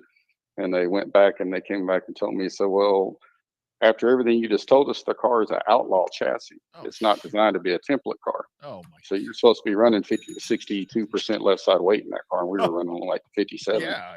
Which is why I never could get any. I always had to keep the car so loose. Yeah. Because if I didn't, it would overheat the right front tire because the roll center was wrong in it. So I wish I would have actually had the right car and the right chassis, or they actually told me to change all the frame heights on the car, and the car was a whole bunch better as a pro late model. Yeah. When we switched over. Yeah. But that was I knew I could drive better than that, but I just couldn't quite get there. I always had it was just a top 3 car. I mean, that was the best all year long. Yeah. I could finish in the top 3. But, so Heath, what was your favorite track, dude? I mean, you ran Longhorn, San Antonio, Corpus, probably got a chance to run up in Midland and stuff like that. So what was it? Was it the flat track at Longhorn, or was it the big high speed, high bank down there at San Antonio? I never was a real fan of Saint. I liked it, but I never really got a hold of it. Maybe it was that car that I had. It was because I kept it so free. I would say my favorite track was Longhorn, but Houston's probably right next to it. I mean, if Longhorn was around, it'd be hard to pass. There's an asphalt track that I want to go race at. I love racing Houston, so always had that's where that track's always fit me good, but it was never my lucky track. I could be leading a race and blow a power steering line or something, but that's probably my favorite track to drive on, especially back when we had when they were doing the Madhouse rules and all that before it. Yeah, that was a lot of fun. Speaking of that, how was it? So you dive into the Teague car a few weeks back. How was it to be back on asphalt? How did it feel to have to be finesse again? I thought it was going to be kind of weird, but it took about a half a lap, and I was right back to where I felt comfortable in it. It was fun, and I had a good time doing it. It was hot out there. I mean, I think I picked the hottest weekend to go. But yeah, I had a good time in it. I wish we'd had more cars to race against. But yeah, that was a lot of fun. Yep. So Heath, I had this unique question for you, and I always ask this with the multi-generational racers. Did you have more fun racing with Danny? Did you have more fun racing with Marianne, or do you have more fun racing with Taylor? Which part of it do you enjoy the most, or are they all the same? With Taylor, I have a lot of fun. I'm really nervous. I pace around, and I'm ready for the race to be over as soon as it starts. But I'm really, really enjoying it right now. If I'm ever going to quit racing, I could see quitting right now and just helping her. Especially the last half season, we've gotten our car a lot better. We figured out that her front mass cylinder was bad, probably for a while, and that's why she wouldn't run it off in the corners. And I kept figuring that she kept telling me it won't slow down, And I kept checking everything, and everything seemed fine. But it actually had I sent Dylan down the road with it. He came back. He said, "You couldn't slide the tires in this car if you had to." So we figured out what was wrong with the brakes, and everybody's asking me what we changed, and that's what we changed, the front master cylinder on it. And since she's we've done that, I mean, I'm having a blast watching her, and every race she's improving. She really is. So, but it's fun to see her get out smiling and enjoying it. It's something that I've loved my whole life. Yep. So that's what it's all about. Got to ask you, man, because a lot of people ask me about this race. Remember back in 1995, that year that you were, you were the champ there in Austin. You, Jake, myself, was a few others when we all went to Corpus for that big old race. You remember that weekend? That was fun. That was some good times out there. Yeah, that was a good time. That was a good time. we had a lot of fun out of it. I only got to race Corpus a few times. I really struggled there in the super late model. So we finally got actually John Myers told us a race there. We kept changing the whole setup when we go there on super, and John told my dad, if the race is, just bring it down here with your San Antonio setup, it'll be fast. And we unloaded right off the trailer, and it was like driving a different car. I was just trying to run the car too soft, and we changed it there. And I think we went from every race we were like qualifying dead last to, I think it was, I was either second or third. It was me, Casey, and Eddie. We were all top three. And so it was, and then that was the last time I raced there. But we finally figured something out, and that was it. Yep, absolutely. But that was a fun track. It was fast for about 2 laps with that super, and then the bumps down the back straightaway after the tires got hot. It starts spinning the tires when it bouncing through them. But it was a fun place to run. That's right. See, he's ran it all. He's done it all. Now we're trying to figure out. So what was your favorite car? I mean, is it all the way back to the street stock back in '95, or did you like your limited late model? Was it your super? Hell, was it your TSRS car? I mean, you've run them all. Which one was your favorite? Do you have one? That silver one was nice. Remember that one, Heath? The Firebird. That was my favorite car. Yeah. And then I will say I had a good time in my dirt street stock that we built, which is funny. That was Garland Moffat's car that he ran in at Longhorn. That's what I thought. Yeah. I got it out of a field, and we turned it into pure stock, me and Tommy Dubach. So we and then we just kind of converted it. It started out as a pure stock, and then we just turned it into a street stock. Tommy left on a Saturday after the races and came home, and it was a pile of metal on the track. I was sitting there on the floor, and he thought, there's no way we're going to put the same back together. But that was a fun car. But I can't beat the Firebird in my limited. That car there was a good car.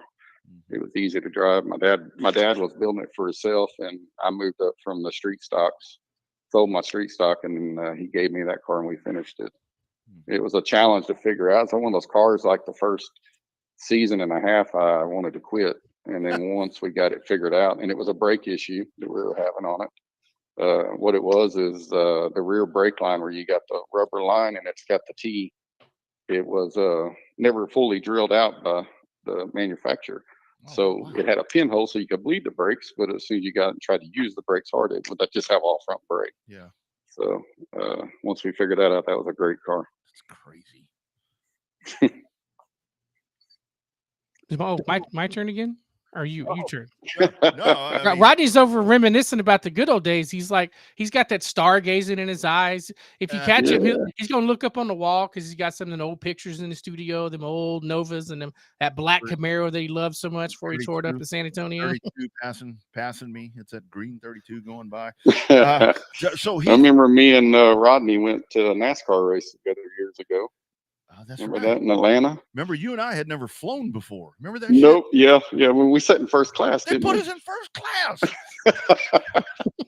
you remember they put them towels in front of us, and I'm like, is this a fucking tortilla or what is this? Yeah, we didn't know what to do with them. Yeah. That was funny. We started looking around to see what everybody else was doing. Yeah. Marianne had loaded us up with Dramamine, and we'd never flown before, and Jake's over there giving us shit. Oh yeah, dude. Yes, yeah, that was good time. I almost forgot about that. I don't even know what year that was in. Oh, dude, it was 94, 95. Something was it? Heath, you mentioned earlier about Thunder Hill. So talk about that. So we had all kind of honed our teeth there at Austin, Elroy, and here we go to Kyle. A little bit of a different thing right there. No walls at front straightaway and all that. Little bit of room to race. Your transition, you did it well. Talk about those days, man. That was a great place to race, also. That was a good time. I mean, it was a lot harder to pass on her. You had to be, Longhorn. You could throw it in there and get beside. Once you could get beside somebody, then you could pass them on the outside. It wasn't that way at Thunder Hill. You had to actually be faster, or you went from everybody trying to pass on the outside to trying to get underneath them coming off a 4. Yeah. I remember the first time. I think I was probably one of the first 5 cars to get on the track when they had that little open practice before they were still building the track. And I found the groove of the track first time on it because everybody thought you would want to go up by the fence down the front straightaway. And I was like, that's too far around. I don't need to. I mean, so it was like, once you figured out how to get up off a 4 there, that's the first year I called onto it real good, and it took people a little longer some of the guys to get it up off a 4, because if you got in the gas too soon, it actually hurts you. Yeah, that was a little transition, but it was a lot of fun. And then a few years later, we lost Longhorn, but it was definitely nice having that facility. Just hate to see it gone. Yeah, no doubt. Well, they're all gone, but Houston now. So we, asphalt wise, anyways. Yeah. So talk about running there at Cotton Bowl. Obviously, it's totally different than what you've ever done. It's got the high speed, a big bank, stuff like that. Do you still consider yourself a dirt guy now, or are you still a work in progress dirt? I mean, you got a couple of championship trophies sitting up in the shop. I mean, you got to be able to figure it out somehow, right? I think I got the dirt figured out. I mean, I struggled with tacky tracks at first. I mean, for a long time, when the track dried off, I was good. But when heat races, I was trying to talk my dad out of changing everything on the car when we came in. I was like, when it dries off, we're going to be good. But right now, the car, I didn't understand what changes to make to the car to loosen it up. And now I'm struggling more with dry, but I think it's just a setup I've come up with.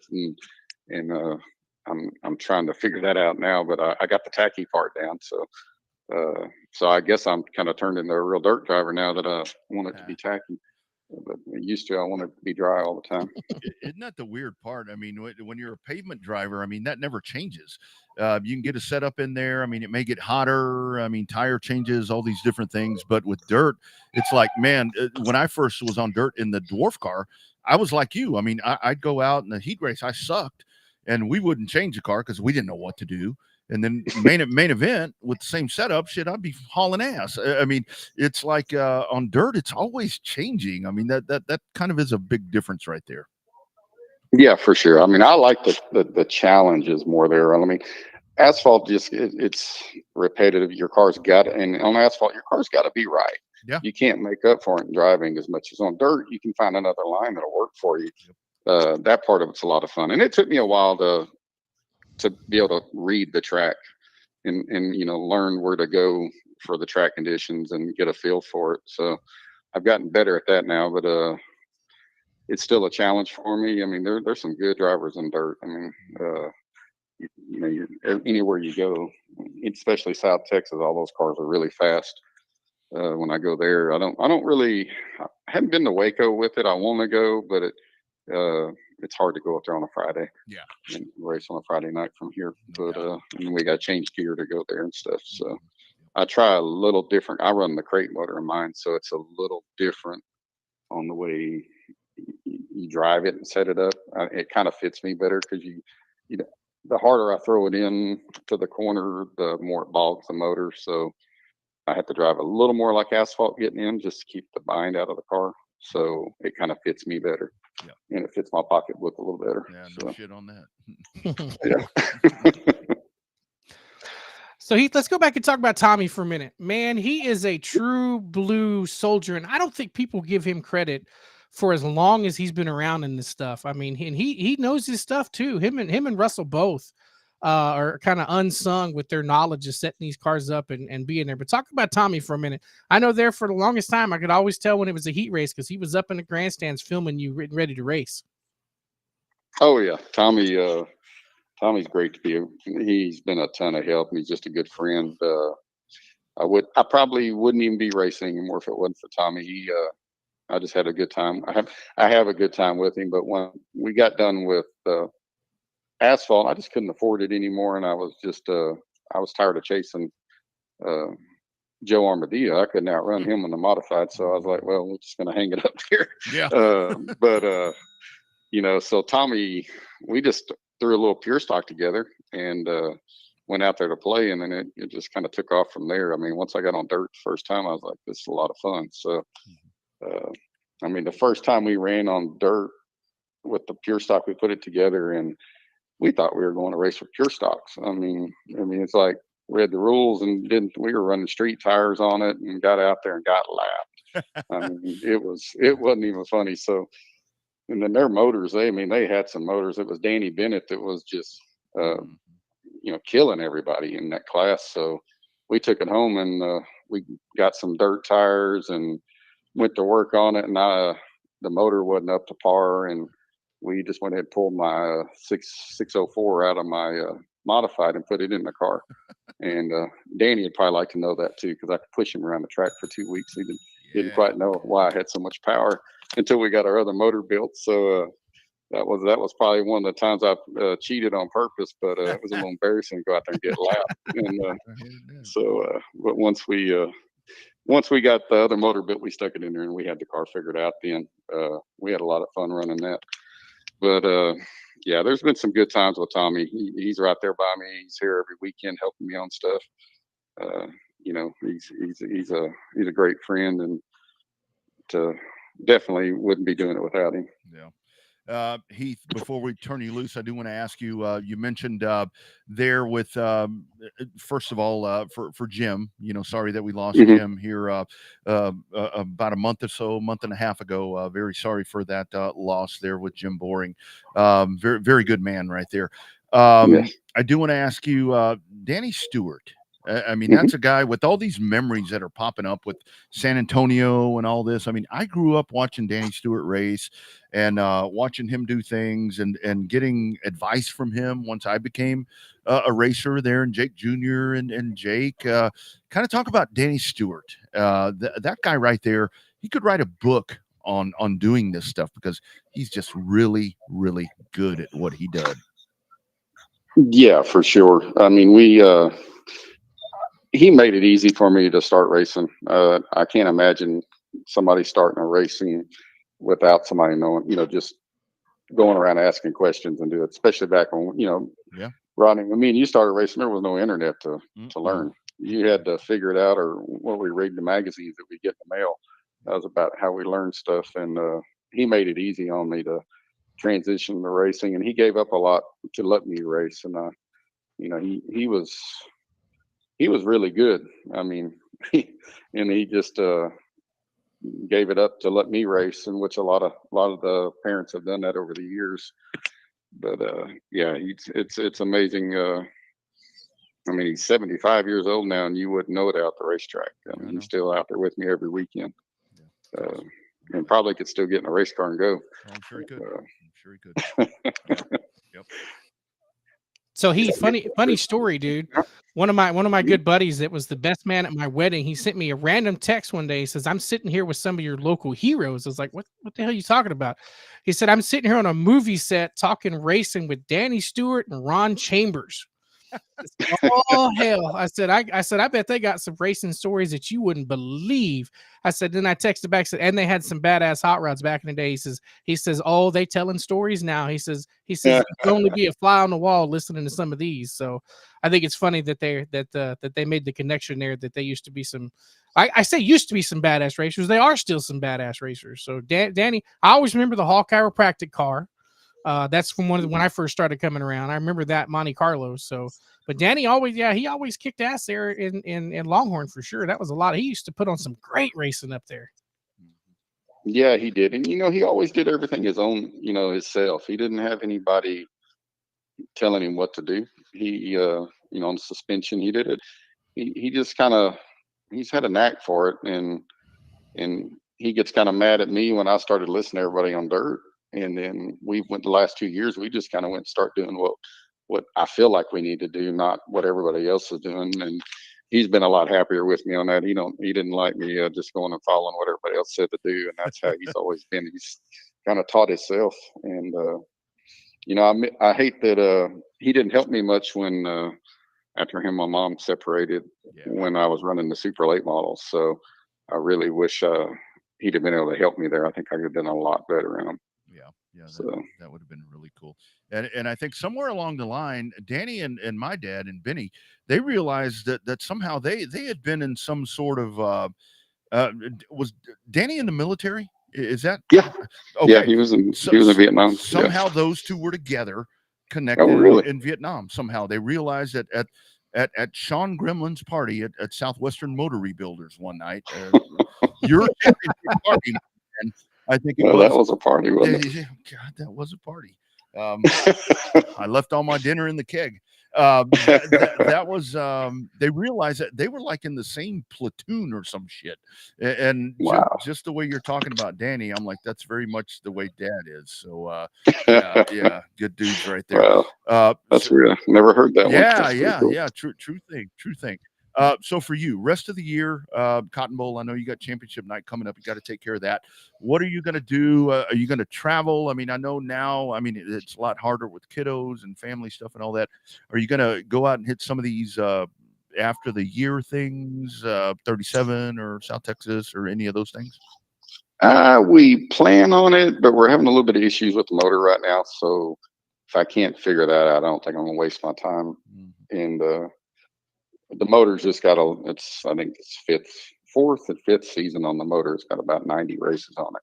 So it's race night. So it's just getting a little weak. But if I can figure out what's going on, it just seems to be a little down on power. I don't want to, I saw the I-37 race they're going to have, and I'm like, man, I'm ready to go. And then after this last weekend, I'm like, no, I don't know if I want to go up there and just ride around. So we'll see if we can figure it out. I'm hoping it's something we can figure out. Everything seems to be fine on it. It just doesn't seem to have the power. So if we get that figured out, then we'll definitely hit some of the end of the season races. No doubt. BC, I'm done. You have anything else, my man?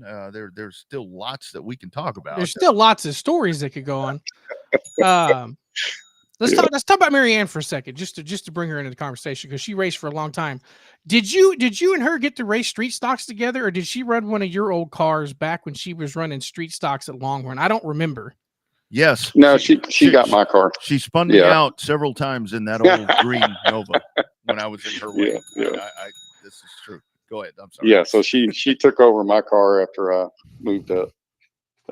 So we never raced against each other at all.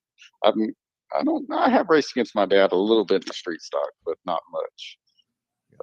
But I still think people forget how badass Marianne was a driver. She didn't put up with we know she don't put up with no shit now, but she didn't put up with no shit back in the day when she was a race car driver either. Yeah, she ran the Golden Girls, and then she decided she wanted to start racing with the guys, and now that's not uncommon at all. There's not really much reason to have Golden Girls anymore like we used to, but the girls are definitely just as fast as the guys nowadays. So, but she was one of the ones that got out there and raced with them. And I think the last year she raced, she finished third in points, and she won a feature that year. And that was back when Robert was so fast. He was tough to race against. And he helped me with my car, the street stock, and then when I moved up, then he built him a car. So then he started racing against my mom. So it was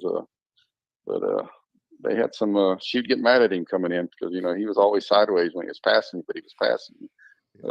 So he was fast, and there's a lot of stories.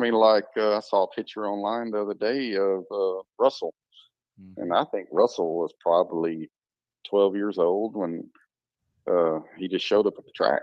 I think his mom would drop him off at the racetrack, get him a pit pass, and he didn't really know anybody, I don't think. And he'd come over to my pit and I think he helped me it still helps me, but hardcore helped me for at least 4 or 5 years there. And then he's been back when I ran the modified, but he's helped a lot of people over the years, Casey, and he's just been, now he helps Johnny. So he's always helping somebody with a fast car. He really was. I think even back in those times, she would drop him off, and he lived in Maxwell, and we all lived in Lockhart. I think we would like drop him off at home. It was like right in the middle of our commute back, and it's like he'd be like, "Can I get a ride?" And of course, Dad's like, "He ain't gonna turn nobody down." Not that I would either, but and we just drop him off. I'm like, man, I hope this is like his house. But that's a good dude right there. Good old Russ. He showed up, and he's like a brother. So he's a good dude. So he's like our family. So he's a good dude. He's a good dude. Yeah. As you are, my man. This has been a lot of fun, dude. It's been fun catching up, and hell, we've been doing it online. How about that? So, yeah. There you go, man. Well, as always, man, congratulations on everything you've done. It's really cool that you got a kid out there now. You got kids and doing all this stuff. Always a pleasure talking to you, dude. We got to do this hell of a lot more often than we do. Well, I appreciate it. Good talking to y'all. Yep. Hey Heath, now you got to talk to the Duke. You got to talk Jake into doing one of these shows one night, because it'll be unfiltered, and he's got to do video, because I want to see him blushing when him and Rodney start talking about some old stories. That would be a great show right there. Stories from the pole in the parking lot, right? Oh, God. Trying not to go there, my man. I was not to go there, so we'll just call it good. Jake will get all excited, and he won't be able to breathe and say words at the same time. So yeah, good stuff, brother. Heath, thank you, my man. I'm sure that that I will see you very, very soon. All right, thank y'all. Talk to y'all later. Take care, dude. There he goes. Heath Stewart, the man. God damn it, Bob. Why you got to bring that up? Yeah, Heath is like, I don't remember things. Yeah, whatever. Yeah, you racers never forget shit. You racers never forget. Oh man, I'll tell you, great conversation right there. The whole thing with him is it really is. People that see him, racing out at CBS, and when they go on the road, that dude, winning. Seriously, that. I had no idea about that car that he was talking about, that super late model back in those days. It made sense. And he won that championship because it was. You go back and you look at that, and Heath was third, fourth. And he was like leading the championship. And then that night it was a disaster right there at the end. And but he found a way to win the championship. And I think he started out that season with a 15-point penalty, because the way the nose was mounted to the body or something like that. If it's the season that I'm thinking of, when he was running supers with Romco or USRA or one of them. So yeah, he started the season behind the 8 ball there. So I kind of forgot he was in one of the modifieds at Houston. It shouldn't surprise me, because that's where the big boys were playing at that point. So I kind of forgot he was racing modifieds, but hell, he's raced a little bit of everything. Yeah. And talking about that Corpus event, that 95 race, that was a good time. I remember the first Oktoberfest, he came down with that Grand Prix that he was talking about. He came down and he had been dominating in Austin, and that's when they had put us, with the super stocks, because of our motor and stuff that we had. And they were better than we were, but we, Heath was out there, and I think he hit the fence at night, right? Something happened, but it was kind of a fluke thing there that he wound up with that. But man, that car that he had, that Grand Prix, I think Mike Jones was the one that bought that and raced Firebird, yeah, raced it at Thunder Hill. Tim Sewell may know where that car is now, because he was helping Mike Jones when he bought it. So damn, to get a hold of that car would be something really cool, because that was something. Is this? No, that's something else. That's back to the trucks. So yeah, it'd be really cool to find that where it may be. So we are totally messed up on time, but before we get out of here, we got to talk a little bit of NASCAR. Before we do that, how about a couple of quick words from the folks that make all of this possible?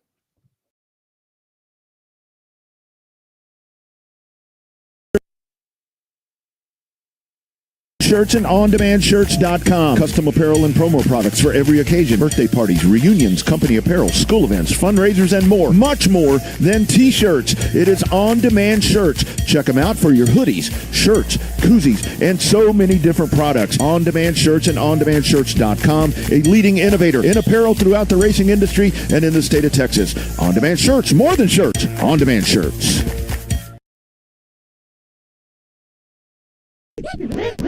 Hi, this is Tom McKay with Audiovisual Consultations. Today's home electronics can be a bit daunting. My company has spent the last 36 years making sure they are not. For those of you who have not experienced our services yet, we'd like to invite you to give us a try for all your home electronics needs. We carry all the major brands of televisions and stereo equipment at prices you can't find in stores. And we come to you. There's no need to leave your home to find great pricing and incomparable service. No traffic, inexperienced sales geeks, or pushy showroom tactics. We believe in having some fun and dreaming big. You have a dream for your home entertainment? Let us know. We can make it come true. And we are always there to help after the job is done. We cultivate clients for a lifetime by treating everyone like their family. No, not those family members. I'm talking about the ones you actually like. So relax, hug your kids, make love to your wife, and smile. Then, when you have a moment, give us a call at 255-8678. That's 512-255-8678. Or online at avconsultations.com.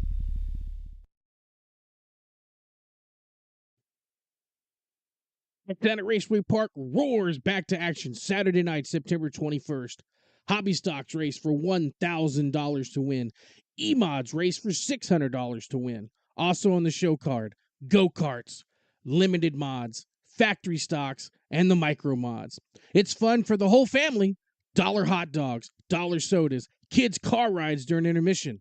Adults, general admission, $20. Senior military, $15. Children 5 to 12, $2. Kids 5 and under always free. Gates open at 5. Racing starts at 7. For more information on payouts and rules, find Texana Raceway Park on Facebook. Drivers, no registration fees for the final 2 races. Bring your car, bring your family, and have a great time in Edna, Texas. Come on down to Texana Raceway Park Saturday night, September 21st. Going to be a good one right there at Texana Raceway Park. And, of course, we can't go without saying, coming up September 28th, the season finale, the regular season finale happening there at Cotton Bowl Speedway. The Stems Racing Series back in action once again. Logan Dinsmore with a big win this past weekend at I-37. They'll be a part of that as CBS closes this season out, Bobby. And again, another great year for CBS. Another great year, as to be normally suspected there. Another great season, and kudos. And I don't know how many races they have left, but kudos to Stems, dude. When they announced it last year, everybody came up to us. Who's doing it? What is this? Is this real? And they came on, and we were talking about it, and they ended up being the real deal and being legit. And congrats to a really successful first season so far. I don't want to jinx it. But so far they put on some damn good racing with some really intense action. Yeah, been a really, really good year. Coming up on the 28th, it is Cotton Bowl Speedway, racecbs.com. Additional information, you can also check them out on My Race Pass. Just search Cotton Bowl Speedway and get additional details about that big one coming up. Before we dive into the NASCAR conversation right quick, Bobby, did you see what happened to Matt Tifft? Yeah, he got kicked in the head or some shit like that, which is not good for him in his condition.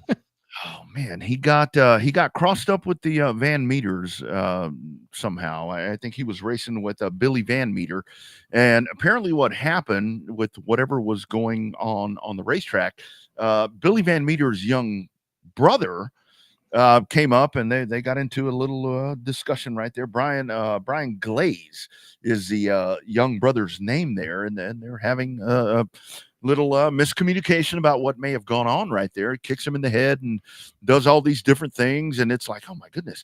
And the biggest thing was, is Matt Tifft, is he going to press charges? And that's where you get to that part. And in my opinion, when you start talking about pressing charges, that's when it's really serious at a racetrack. Well, I mean, if it's something serious, like, push in and shove in a little bit, it may be even 1 or 2 fists, but when you talk about getting kicked in the head or somebody bringing like a jack handle or something like that to whoop somebody's ass, that's when it gets a little more serious, where you got to get the law involved, in my opinion. Yeah. Fire extinguisher. Oh no, just throw it at the car. Yeah, so at the car. Sorry, John Heil. Had to go there. We had to find that clip. People still ask me about it. I'm like, we asked him about it. No, you didn't. Yeah, we did. Go back and look in the archive. We asked him about it, and he told us about it straight up on the show. Another great San Antonio memory. Matt Tift on social media went on and was talking about this whole situation and about pressing charges. Here's what he said. The support. First off, I'm okay. Nothing broken. Just got that. But wanted to address something from all the comments and people asking me if I am going to press charges. First of all, I went over there to go confront the driver. I wasn't not expecting a fight. That happens. But what's a chicken shit move really is getting thrown on the ground and then somebody just coming up and kicking someone while they're on the ground. I mean, that's about as low as it gets. So at the track, they asked me if I wanted to press charges. I initially said no. But looking back on it, honestly, I don't think I would press charges for myself. But what I don't like is the fact that that series of late model racing, a lot of 13, 14, 15-year-old kids come up through there. And we don't need somebody like that in the pit area who's dangerous, and obviously something's wrong with them. So I've been thinking about it more. We'll see. Let me know what you guys think I should do.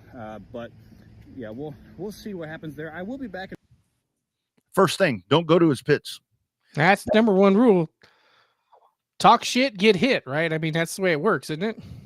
Yeah. Especially if you walk up at somebody else's pit. Yeah, don't do that. And I think a lot of this is, I mean, the Van Meters, I mean, I know them. I mean, they're very aggressive.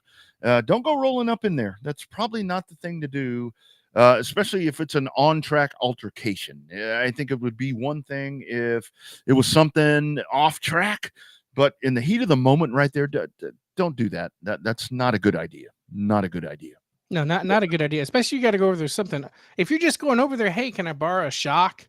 Hey, can I have a cup of coffee? That's one thing. But if you're going over there after an on-track incident, those things usually don't end up all that well at the end of the day. Yeah, that right there. I mean, I hate it. And the whole thing is, I mean, and we're not going to show what happened. I mean, I'm sure that you have seen that by now. There's no need to rehash that. But as I was mentioning, so this tweet it was a tweet from Matt Tift about the whole charges thing. And shortly thereafter, we get this right here. Trying to find it right here. Oops, wrong one. Hold on, Bobby. I'll find this for you. Got a lot of screens going on right here. Hold on. I'm going to go back in. So we had, so you had that going on. And then I talked about Brian Glaze where, with everything that had gone on with that. Hold on. I'm going to try to find this. I think this is it right there. Oh, damn it. I don't know why it's not showing up, but I'll read you. There it is right there. I'm sure you can read this. There's the apology.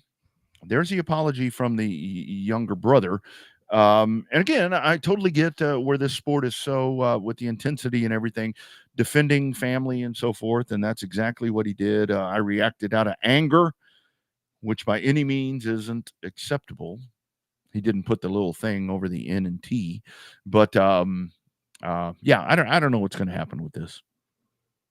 I don't know. I mean, I think it's almost to that level at which the series has probably got to get involved. Unfortunately, I know that we don't like to see that when the series has to get in and something like that, but I don't know, dude. I mean, there's certain things you can and can't do. Like I said, pushing, shoving's one thing, but kicking somebody in the head when they're already down on the ground, even if you walked into the other pit. Yeah, I get that. That didn't help any, but I don't know, dude. It's not a good it's not a good look, is what it's not.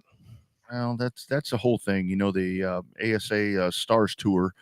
I mean, they have had a really good year, and they pride themselves on a good product and so forth. But I mean, it's just kind of a black eye. I mean, it. And where I go back to, we've talked about it several times. Back in the day in Houston, where you had the officer that would sit there at the driver's meeting and say, look, if you guys get pissed off, don't fight here, go to Dollar General. do it somewhere else. This is the stuff that people see, and the stereotypes just kind of continue to pour in to where it's like, okay, this really is a whatever kind of sport. So I don't know, just not a good look. And don't kick a dude in the face when he's on the ground. I mean, that ain't cool. That ain't cool at all. Yeah. Don't kick him in the face. Don't kick him in the nuts. I mean, hit proper, abdomen area maybe, but not in the face, not in the head, not in the nuts. No, absolutely not. All right, Bobby, NASCAR, before we wrap up here, you had a little road course action happening yesterday. You get Chris Buescher, really, really good race right there at the end with Shane Van Gisbergen. Another classic finish right there. You got the playoff thing all out of control as they head to Bristol.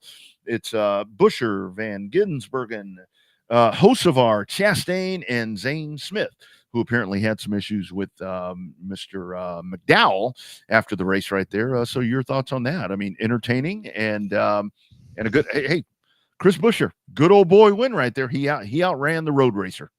He did. Like I said yesterday, as an SVG fan, I was disappointed that he clipped the fence and didn't win the race. But as a racing fan and a fan of motorsports, I thought the overall race was really good. Your top guys all ended up having problems and ended up having issues throughout the race. I agree with what Truex said after the race, that it's hard to say these guys are the best in the world when they continuously run over each other on restarts. That I firmly agree with, but I just also think that the perseverance portion of it paid off on that race. NASCAR knew what they were doing by putting that race in the playoff. So I think that that's really good. But I also think that just NASCAR's got a little bit of work to do on. As much as I'm happy about being in Texana on Saturday night, I'm a little disappointed I can't watch the Bristol night race. But I'll definitely have it on the replay for sure. Watch it Sunday morning. But speaking of that, don't forget CW, the new home for the rest of the year for the Xfinity series. And everybody wondered the reason why they're doing that. It's because USA spent a boatload of cash to have WWE SmackDown, Friday Night SmackDown debut on the network, so they can't run Friday night races. So instead of just popping it somewhere else, they said, here, we'll just kick it to the CW early. I think it's going to be an NBC production until they get their own stuff set up for Daytona coming up in 2025. But it'll be interesting to see what kind of audio and video crew they get. Oh, it's a next star thing. So I think that you won't lose anything, out of that. I mean, it's going to be just as good as it has been. So I mean, at free TV. I mean, for the folks that don't want to pay for anything, boom, there you go. Problem solved. Don't need to have the Peacock. Don't need to have DirecTV. Which I think they figured the ESPN thing out. They did. I got to watch the ass whooping on Saturday. Yeah, I'll say, I don't know. I don't have that. I'm YouTube TV now. So I don't know how that may have worked. They'll get in a carry dispute eventually. No, I'm sure they will. I mean, they'll get crossed up with, I don't know, you name it, Fox. I mean, that is kind of the way that works. Other part of that, you mentioned Truex. Truex is done. When you want to talk about checking out and being like whatever, he pretty much said yesterday, I'm done with this shit. I hope that he wins one on the way out somehow. Yeah, but if he ain't in it, it's going to be hard to win one. Well, the thing is, win a race. I want him to win a race and be able to ride out at least a winner, because we see a lot of these guys. I don't know where he'd win, but that, and then Ryan Blaney. When you see the series champion questioning the what is that, damaged vehicle policy, when you see him, throwing that out there, I mean, that's kind of not a good look, in my opinion. There's some things that need to be worked out. He had a valid point, though. He did have a valid point, very valid point. He had a great point. I mean, it's not for you, me, whoever's in the tower. I mean, I wish that they would let them, especially with this car. I mean, because the way this car's put together, you can go out there and smash this thing all to hell, and you're going to bend whatever what is that thing? Toe link. Yeah, toe link. I mean, change that thing, get them out there. I mean, they're not going to win the race. They're going to be, 4, 5, 10 laps behind. I mean, let them go back out. I mean, I happen to like when a damaged race car is back out on the track. I mean, I think it looks pretty cool. Yeah, the open fenders look pretty good. Oh, dude, I saw something the other day where it was probably yesterday where somebody posted that picture of Mark Martin out there with remember he had the like duct tape number 6, and everything was taped down like Heath Stewart's car was when he won that championship. So, yeah, I don't know. Did you Fix see the that. pictures today of Keselowski's left rear after William Byron ran up on that thing? Tried to mount the side of that car. Oh yeah, it's up. It was up on X. So it said William Byron was here, and that car was tore all to hell. Oh man. Here we go to Bristol, Saturday night Bristol race. So hopefully elimination race. So probably going to get some fireworks, I'm sure. If it's anywhere near as entertaining as Watkins Glen was, it'll be one hell of a show. Yeah, it really was. It really was. Good stuff tonight. Great conversations. Mike McCarthy and Selby Holder. You got the Mod War 100 coming up, happening there at Heart of Texas Speedway. Man, that big one, Bobby. A lot of people coming in for that. Going to be a lot of out-of-towners, a lot of big names coming in. Also got a lot of, I would say local guys, if you count the Texans. I think in a big race like that, you count Texans as locals. Yeah. I still think it's Kate Diller's race to lose from everything I've read online. So we'll see how he shakes out with some of the best in the modified ranks. Mm-hmm. Great conversation. Eric Ramos, as he wins the Dirt Truck Series over at Cotton Bowl, just better and better and better as that series continues to really grow its legs, and really good stuff right there. And a great conversation with our man Heath Stewart, talking about some of the golden days. And that's one of those dudes that's made the move over and continues to get out there and race. Now he's got kids doing it and all of that. Really fun stuff tonight. Yeah, we've had Taylor on first before her dad. Maybe she gave him some pointers about what to say when he was on here. You know, I really didn't realize, BC, until yesterday that Heath hadn't been on this show. I thought he'd been on here. And I was like, well, shit, no, he hasn't. So anyway, good stuff. Good stuff. Fun talking to him, catching up. Yeah, it was fun. He didn't tell every story, but he told enough stories. Yeah, he left the door open for more. Maybe we can do it again sometime soon. All right, dude. Rest of the week, you got Texana coming up again. A big reminder right there. We're going to flash it up one more time because I really think for folks that want racing to continue to grow and continue to keep these racetracks going, I think it's really important that you make your way out to Texana coming up this weekend if you can. Yeah, it's going to be a lot of fun coming up this weekend on the 21st. As we said, Hobby Stocks racing for 1,000 to win. They run the 105 rules. So if you're curious if your car fits, go to the 105 Speedway and run those rules. As far as the E-Mods, they're running the they're running the Race Ranch rules, which is very similar to I-37 rules. For 600 to win, you've got the factory stocks, which I think run the same thing, the Race Ranch rules. And then you've got the unique challenge. I'm calling it the open wheel challenge, if you will, because you've got limited modifieds. You get the choice of running USRA rules or IMCA rules. That's going to be a hell of a race to determine which package would be better. And then, of course, you got the factory stocks, and then our friends coming up from Corpus with the micro mods. So going to be a lot of good stuff coming up. And then a couple of weeks after that, October the 5th, will be the season finale there at TRP. That's right. And the trucks will be a part of that as well. So that'll be a great show. And if you missed it, the Powder Puff event that was scheduled for TRP with the rain out a couple of weeks back, that has been rescheduled for December 14th, a part of the Outlaw 34, and that will happen at the South Texas Race Ranch. So check that out. That's a good event for them. I mean, like we said, that's a great date for them. All right, my man. Hey, I got a tip for you. Even though you'll be in Houston at the Palace of Power this weekend for the H&P Oval, I got a tip that said our good friend of the show, Charlie Turner, will be at the races this weekend down at Texana. So maybe I'll get a chance to talk to her this weekend, because check out that interesting interview with her from a couple of, about 6-8 weeks ago now, maybe. Yeah. Something like that when she was on the show. Get her on the mic, my man. That's really cool. She's going to be in a car before too long. She'll get back in the race. She'll get back in a car before too long. You're right. Yeah, those kids are growing up. I mean, they're off in college and doing their own thing. So, she's going to be back in a car. Yeah, she'll be back. But I had it from a very reliable source that she's going to be there. So nice. Really good thing right there. Our friend Charlie Turner. All right, dude. Rest of the week, man. What's going on? Just staying caught up at the regular old JOB. Then a lot of racing this week. You've got, I think the truck race is on Wednesday or Thursday. Then you got the Xfinity race on Friday. Texana racing on Saturday night, and you got the Cup race on Saturday night. Got some UTSA football. Hopefully they win in the afternoon. games before they start conference play. So it should be, locked and loaded. It's that time of the year. Racing season's wrapping up, but football season's getting started. That's what I'm talking about. Lots of it. Lots of it. High school, college, and the NFL. All right, you guys. Some Cowboys. Oh, God. You know what? They're going to beat the Ravens Sunday. You just watch. I was talking about that this morning. I mean, this is same shit you had last year. Remember, they were 2-0. They get destroyed by the Cardinals and, went out 12-5, whatever it was, and then lose to Green. That game yesterday, Bobby, looked like the Green Bay playoff game all over again. Same shit. Same shit. It was pretty interesting. I had Alvin Kamara, so I enjoyed that game yesterday on my fantasy team. So, man, yeah. Great job picking CMC, number 1 pick in the draft. Now that he's on injured reserve, great job. I do. I mean, that's what I do right there. And Joe Burrow. Well, it was kind of back and forth yesterday what to do with that guy, but Alvin Kamara, I heard he's still running in Arlington.